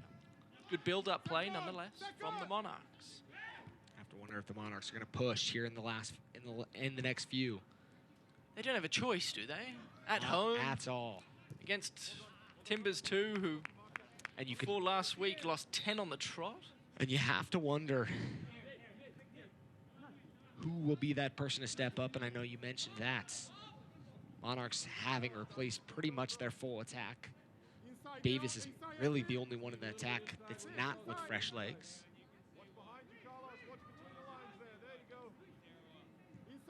Pay.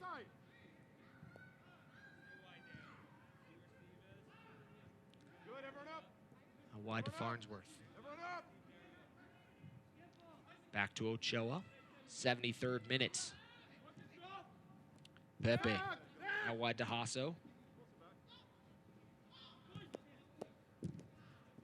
To Harris. Harris's touch got away from him. Pepe comes into the challenge.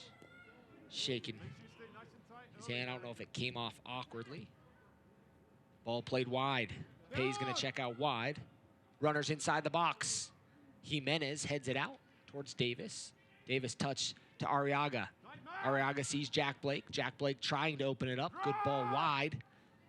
Not enough, though, for Davis. Davis had to take an awkward touch. And counter coming. Well, the Monarchs having a very difficult time getting the ball from their back line into the feet of Blake, their captain, who's playing incredibly deep. There's a lot of space in between the back line of the Monarchs and Blake, who's positioning just in front of the front three.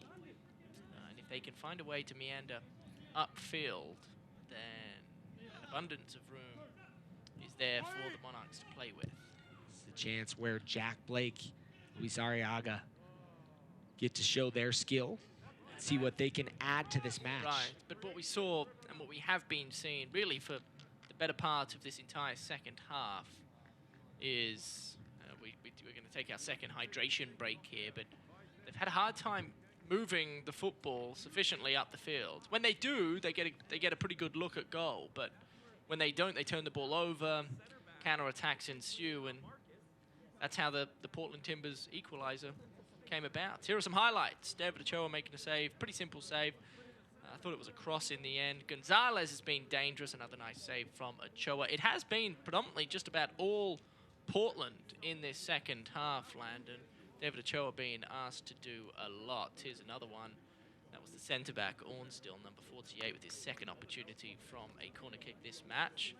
Really, in the end, wide open volley. Gonzalez again, boy, this should have been the equalizer. That's Calixtro, pardon me, taking a touch that was unnecessary and was fortunate in the end, David Ochoa, to be able to make a pretty simple save. Without that touch, though, you would have thought it would have been 1-1 earlier. Okoba climbing high and missing. And this is the goal. What an exquisite goal it was from Epps, who cut in onto his right side, beat Hasso, who was caught on his heels, and beat David Ochoa, which is very hard to do. Right into the side netting. Snuck it in between Ochoa and the back post. Look at that angle. Great angle from our cameraman there. As it just dipped, curved, had pace on it. And that's the class from Epps. 35 games in Major League Soccer. Most recently with the New York Red Bulls, now finds himself playing in the USL. Also on loan from the Red Bulls, with the Red Bulls too. Fans, you can follow the Real Monarchs and the rest of the USL Championship all season long on ESPN Plus, home to the USL, MLS, UFC, and more. Join the nearly 8 million sports fans who have already discovered ESPN Plus and watch the championship live every week. Sign up today at ESPN.com. Get a view of some of our happy campers here at the Zebra on a beautiful Wednesday evening. Shorts and shirts, still acceptable in September, but it's only a matter of time. But no mask, not acceptable right now. No, please wear your mask. Seems like just about everybody here is, which is good to see. Unless you're eating, of course. It becomes very difficult to eat Eating and drink with a mask. Yep. Ball cut off by Jack Blake. Blake out wide to Harris. Gonzalez here on the near side. Now Epps and Gonzalez have flipped again. Something Cameron Knowles has surely seen during the hydration break. Ball out wide to Harris. Harris running at the defense, trying to cross him up, goes towards the touchline, puts it across the 6, and cleared away by Hansen, still inside the box. Falls, and Calixto will go, or Anguiano, excuse me, forward. Anguiano out wide. A big switch here to the near side if it's seen. But Epps defended by 2. Dancing around, can't get past the second defender. Davis slows things up, tries the big back heel, knocks it off Hansen, and it'll be a throw-in for the Monarchs. Substitutes kind of lingering for Cameron Knowles. Doesn't look like he's planning on making anything here in the next few.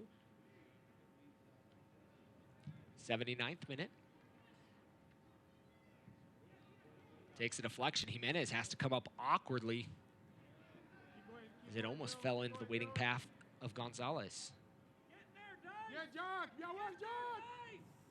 Ball inside the box towards Gonzalez, and the Timbers take the 2-1 lead here in the 79th minute of play. Well, Gonzalez has been peppering away at the David Ochoa net, and it paid off in the end with a very impressive finish in the end. That's Calixto making a nice run, really nice run for that matter, down the right-hand side. Poor defending from the Monarchs. Gonzalez finding room just a hair in front of the penalty spot. Puts his right peg into the ball and up into the top of the net. David Ochoa, I mean, look, there's nothing David Ochoa could do. That is poor defending from the Monarchs. That was Luis Arriaga asked to defend, in which he did poorly, unfortunately. 5 goals in 6 games for Gonzalez. The Spaniard takes the lead for the Timbers too and puts one in the back of the nets. And it's 2-1 Portland as they're looking for their second win of the 2020 season, and leading here with 10 plus minutes left. Just under 10 minutes. Excuse me, just over 10 minutes with stoppage time. Blake. Nice turn there by Farnsworth. Leaker with the big ball forward. Headed by Pay. All the way back to Pay, and a foul called. I believe that was Sierakowski that stuck a boot out, and if I'm not mistaken, that's Malloy who was caught in the midst of all that. And look, they're up 2-1 now, and he'll be in no rush. Wondering if we may get a replay on that. If we do, we'll see if there was any contact made. But Malloy is clutching at his right ankle there. It looks like he'll be okay. With the El Paso Locomotive win, and the Monarchs down right now. Give a chance to El Paso to secure a playoff spots with the Monarchs' loss and their victory. But still about 9 minutes left in this one to see what can happen. As Malloy catches it late. Unintentional. Pardon me, I said Sierakowski. That was Farnsworth who came in late. And that is a dangerous challenge from Farnsworth with the studs showing. You never love to see it. Fortunate probably not to end up with a yellow card there. Pay's going to see that one out. Looked like he kept it from going for a corner, but it'll be a corner kick won by the Timbers too. You have to give credit there to Calixto for winning the corner kick. 82nd minute, corner kick coming from the Timbers to Anguiano. Will take the corner kick.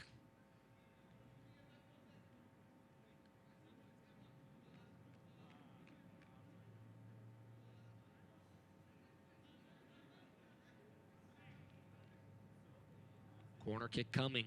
It's going to be swung in with the right foot here in the 82nd. Ball driven, back stick, still inside the area. Cameron Knowles looking for maybe the penalty kick as Gonzalez raises his arms. As I mentioned early on in the pregame, 46% of the games that our center referee has done in his career in the USL Championship have had a penalty kick. And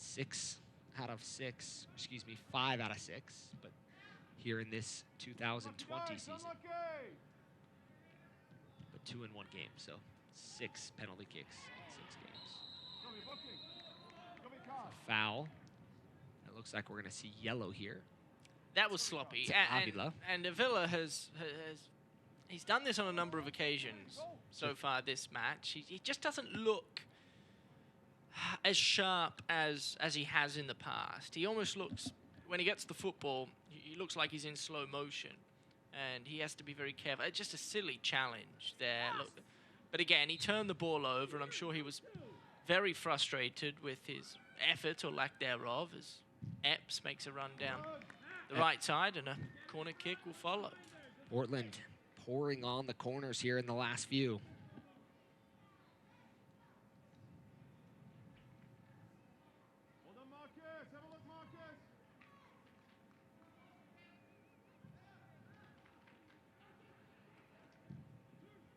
Double check the math, getting a little help from our friends down in New Mexico, but I believe it would be correct that El Paso and New Mexico would both clinch playoff spots if the Monarchs were to fall tonight. But still some time left and an opportunity.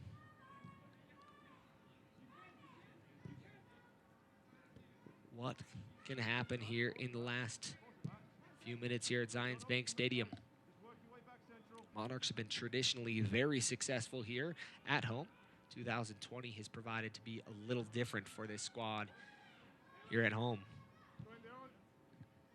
All out wide, Gonzalez, overlapping run there by Stanley.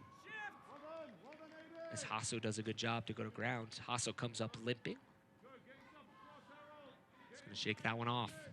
Just have to wonder where the goal's gonna come from, and it's been a question that's been asked just about every game this year for the Monarchs. They haven't had that player that you can rely on to score goals.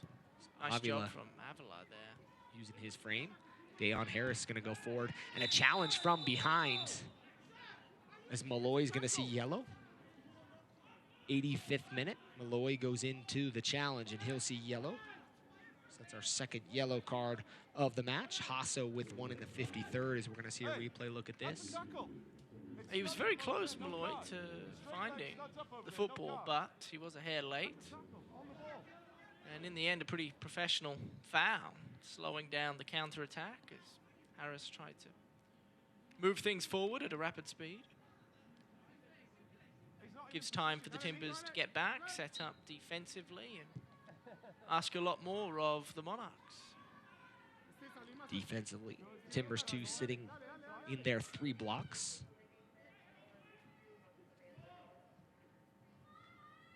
At 4-4-2. Ball played forward. Gonzalez looks like a man on a mission right now. He's been very impressive in this second half, hasn't he? He was our player to watch from the visiting side. Epps with a beautiful goal. Tries to go towards another one. It looks like a foul calls for a foul from Cameron Knowles and everybody on the bench, and frustration as they're talking to the fourth official. You always wonder when a play happens like that and there's no call, it's either the ref saying no penalty and more of an embellishment or an accidental fall. I'm not sure if the foul would have occurred in the penalty It would have been area. just outside, it looked like. Just outside. But frustration from Cameron Knowles and company. Jack Blake out wide to Davis. Davis does a good job to get around the defense, puts it towards the box, and I think if he would have taken one more touch, probably could have done a better job to get it across the 6. Well, he did a great job. This was the foul call. Wow, you probably... Yeah, it definitely was a foul, I think. I think right that on was top a of the foul. area. Just about 19 yards out, so Cameron Knowles and company with good reason to be frustrated with the no call. And then on the ensuing end, nice run there from Bodie Davis to beat Hansen, but a few heavy touches as he's making his way down to the goal line. Gets the ball caught under his foot, and no real danger for Leaker in the end. Ball takes a deflection off Epps as Farnsworth plays it forward. Davis throw it back to him so the Monarchs can go quickly. 88th minute, getting late in this match. Monarchs are going to have to do something to see if they can find the equalizer. Jack Blake just outside the area. Blake, who with a nice little snake there, tries to get around the defender. But the snake got a little away from him. It's been, I guess, the narrative for Blake this entire year. You just get the sense that he's trying to do too much. Harris tracks back. Harris gets a touch and battling there with Gonzalez. And it'll be a throw-in for the Timbers, too.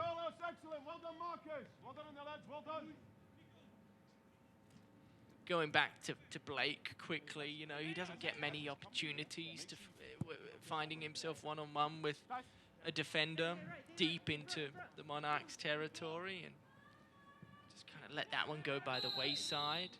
Calixto holding on to Gonzalez, or Jimenez, excuse me. Certainly a foul there. He's got They a lot of both jump kinda off. both grabbed each other's jerseys. Don't worry, boys. You can sign them after the game. Nice little jersey swap. Yes. Maybe that's anti-COVID rules. I'm not quite I sure was these thinking days. the same thing, but I didn't know it. I know there was a promotion in the NFL sponsored by Tide. Tide paid the fee. Nice ball inside. When unlucky, as Davis clips it with his back heel, right back, trying to find him again. Farnsworth forward. Farnsworth inside the box, and calls and shouts for something from behind, but nothing there as Leaker collects. Well, the fans behind the goal thought Farnsworth was pulled down. We take another look at it, trying to control it, and, well, if anything, it seemed as though Farnsworth had more of a grasp of Hansen's jumper than anything. So we're going to have stoppage time announced here shortly. 90th minute of play. Cameron Knowles doesn't really have anybody up moving heavily. Not expecting a substitution here in the next few. Stoppage time is brought to you by America First Credit Union, the official credit union of the Real Monarchs. As our fourth officials gonna raise the board and show 6 minutes of stoppage time here at Zions Bank Stadium. Well, the officials are doing everything they can to give the Monarchs a chance to come from behind and equalize, as Yasso tries to look for Sierakowski, who again has been quiet. Sierakowski, and concerning for the Monarchs, and of course Sierakowski, there's just nothing more lonely than not being in form and playing as that striker. Monarchs need to find a goal from somebody to level this match here late in this one. Davis forward towards the byline, inside, trying to find Arriaga, cut off. Pepe's gonna rise for the first ball, gets to the second. To Farnsworth. Farnsworth's gonna take a shot towards Leaker. Leaker punches it away, and the Monarchs still with it out just outside the area. Down goes Davis. Kept it for a second at his feet. And Epps Gonzalez is wide if the head can be picked up. Epps running forward. Monarchs have to get numbers back. Gonzalez inside the 18, picks up his head inside the box to Calistri and calls for a penalty kick are ensuing. A little karate kick there by Homer.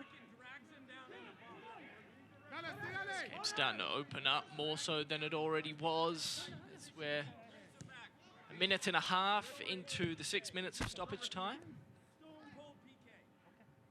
The Monarchs now in desperation mode. Trying to do anything they can to crawl themselves back into this one. Gotta start throwing numbers forward. Jimenez. Looking forward to Sierakowski. Nice ball there into Jack Blake. Jack Blake is going to go down. Looked like he went down pretty easily. Well, if he had taken a better touch, I almost guarantee you that would have been called and a yellow card. Heavy touch there. Would have happened or would have been shown to Homer, but just a heavy touch. Homer made sure that he was not in that foul calling situation by raising his hands. Jimenez turns forward, picks up his head, looking for players forward towards Dayon Harris. It takes a big deflection. It'll go all the way back to Ochoa. Ochoa takes the big touch. He's going to play a big ball forward. Gives it right to Anguiano.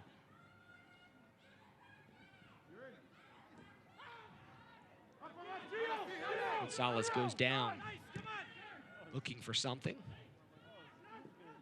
Jack Blake trying to do a lot there. Anguiano takes him down. It'll be a foul called. And a free kick coming for the Monarchs. Well, this is the moment where send the big boys forward. The tall timber, if you will. Oh, instead, Avila makes yet another poor decision. Tries to play it into Jack Blake. The idea maybe was there for a moment, but closed down quickly by the Timbers too.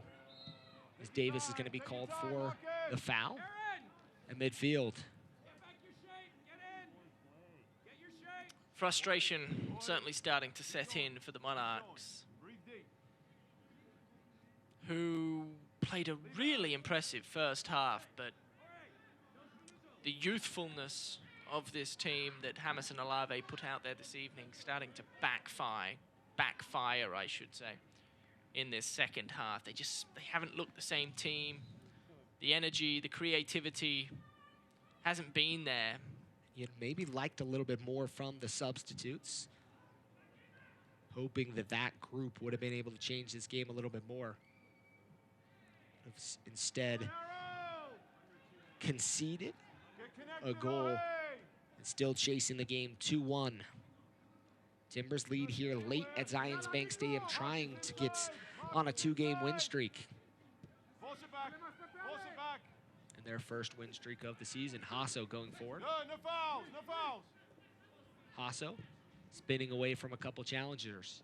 In from Avila and pushed away. Avila, as the game's gone on, has certainly started to tire. The legs have become noticeably heavy, and he's had an incredibly difficult time composing himself when the football finds him.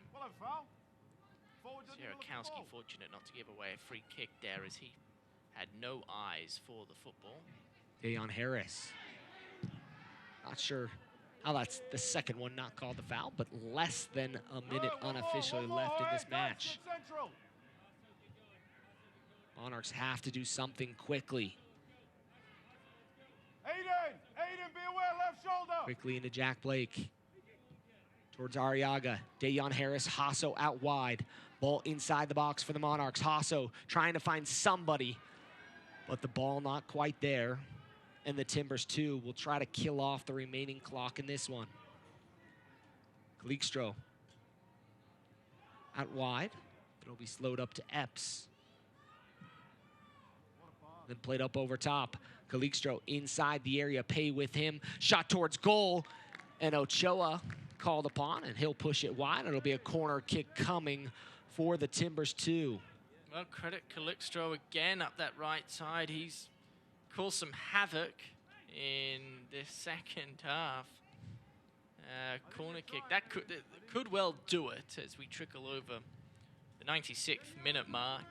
I imagine Timbers 2 will take a short corner, slow things up even more, and I'd be amazed if the Monarchs, they weren't. Nope, that's the final whistle. 90 minutes of soccer are played, and the Timbers 2 steal 3 points here at Zions Bank Stadium as they get the 2-1 victory. A come-from-behind victory against the Monarchs, courtesy of goals from Epps in the 61st and Gonzalez with the game winner in the 80th minute of play. We'll take a quick break and have final match thoughts after this.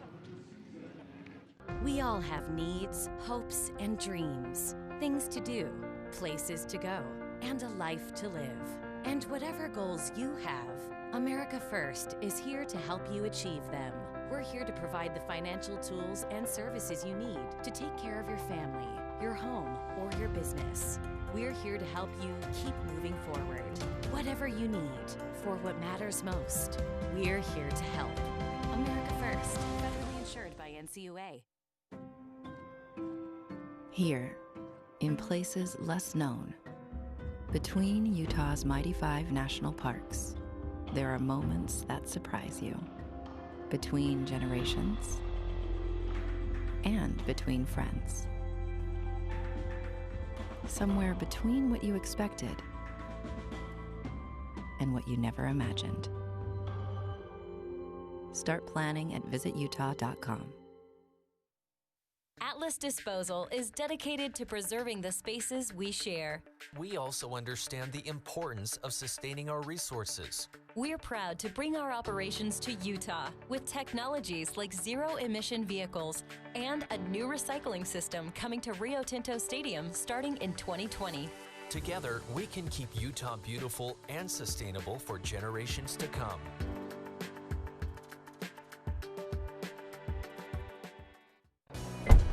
Hey, Justin, Jeanette, what's going on? Hey, DJ. We're just trying to find out ways to keep fans in RSL gear. And I'm contemplating how to use this F-150 to fight hunger in Utah. Oh, I got it. Have this sweet RSL neck wrap.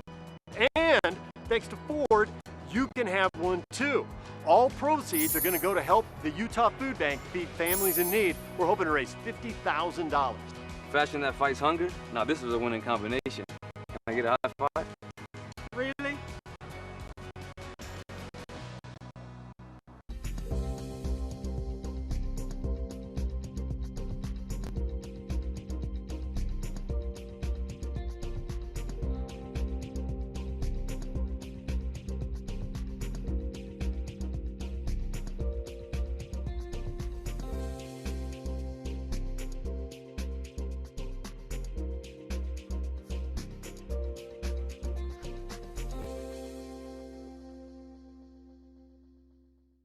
We all have needs, hopes, and dreams. Things to do, places to go, and a life to live. And whatever goals you have, America First is here to help you achieve them.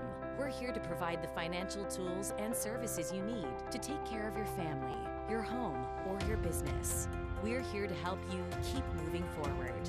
Whatever you need, for what matters most, we're here to help. America First, federally insured by NCUA. Hey, Justin, Jeanette, what's going on? Hey, DJ. We're just trying to find out ways to keep fans in RSL gear. And I'm contemplating how to use this F-150 to fight hunger in Utah. Oh, I got it. Have this sweet RSL neck wrap. And thanks to Ford, you can have one too. All proceeds are going to go to help the Utah Food Bank feed families in need. We're hoping to raise $50,000. Fashion that fights hunger? Now this is a winning combination. Can I get a high five? Really?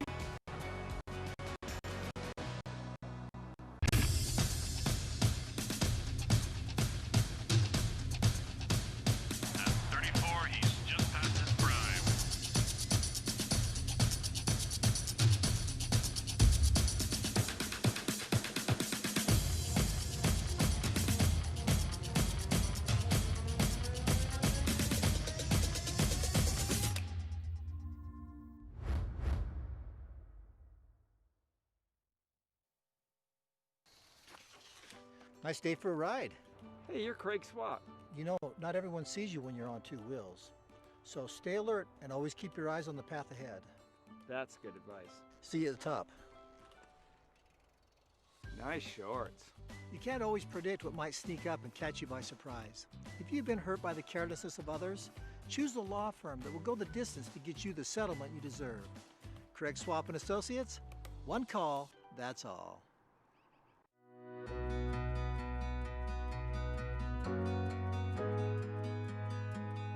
The RSL Foundation is the philanthropic arm of Real Salt Lake.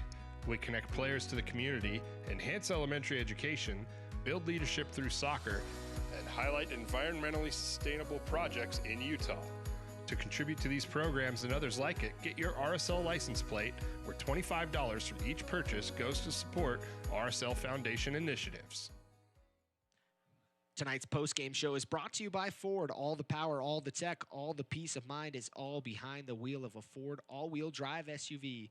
Made to take on any road condition and priced to sell only at your local Ford stores. Ford, go further. Join us Wednesday, September 30th, right here at Zions Bank Stadium as the Real Monarchs once again go head-to-head for the fourth time against New Mexico United. Tickets are limited, so call 844-REAL-TIX or visit realmonarchs.com. RSL returns to the ride on Saturday, September 19th to face the Vancouver Whitecaps for Firefighter Appreciation Night, presented by Ford. Get your tickets now at rsl.com or tune into KMYU or the KSL TV app.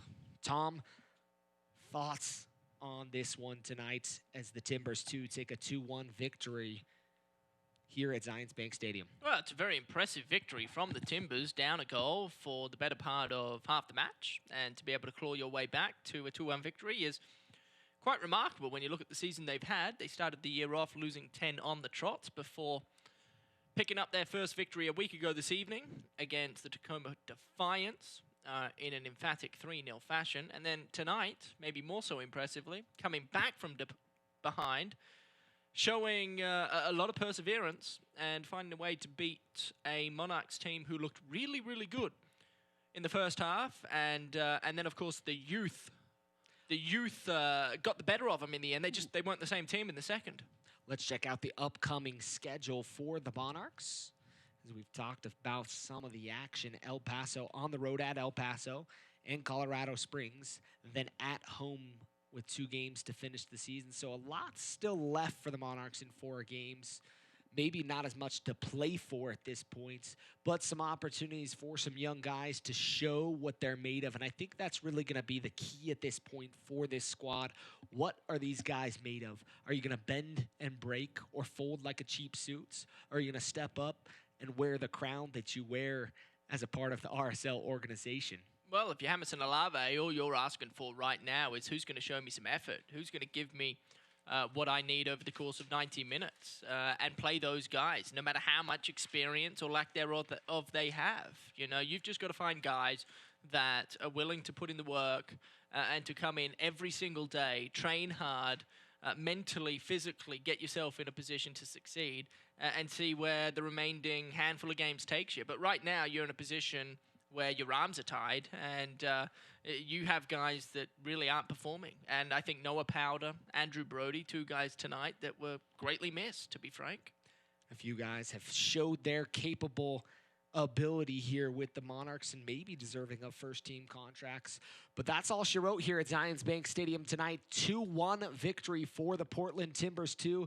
Tom Hackett, I'm Landon Southwick from our wonderful production team making things happen. We'll catch you next time here in a couple weeks as the Monarchs fall to the Timbers 2. Today's game is brought to you by Ford, America's best-selling brand. Great lease offers, big cash back, and low APR financing are waiting for you at your local Ford store. By MarketStar. Explore something more at MarketStar. Visit marketstar.com for careers. By Steward Healthcare, the official healthcare provider of Real Monarchs. Visit stewardutah.org. This copyrighted telecast of the United Soccer League Championship cannot be retransmitted, rebroadcast, or reproduced without the expressed written consent of the United Soccer League Championship.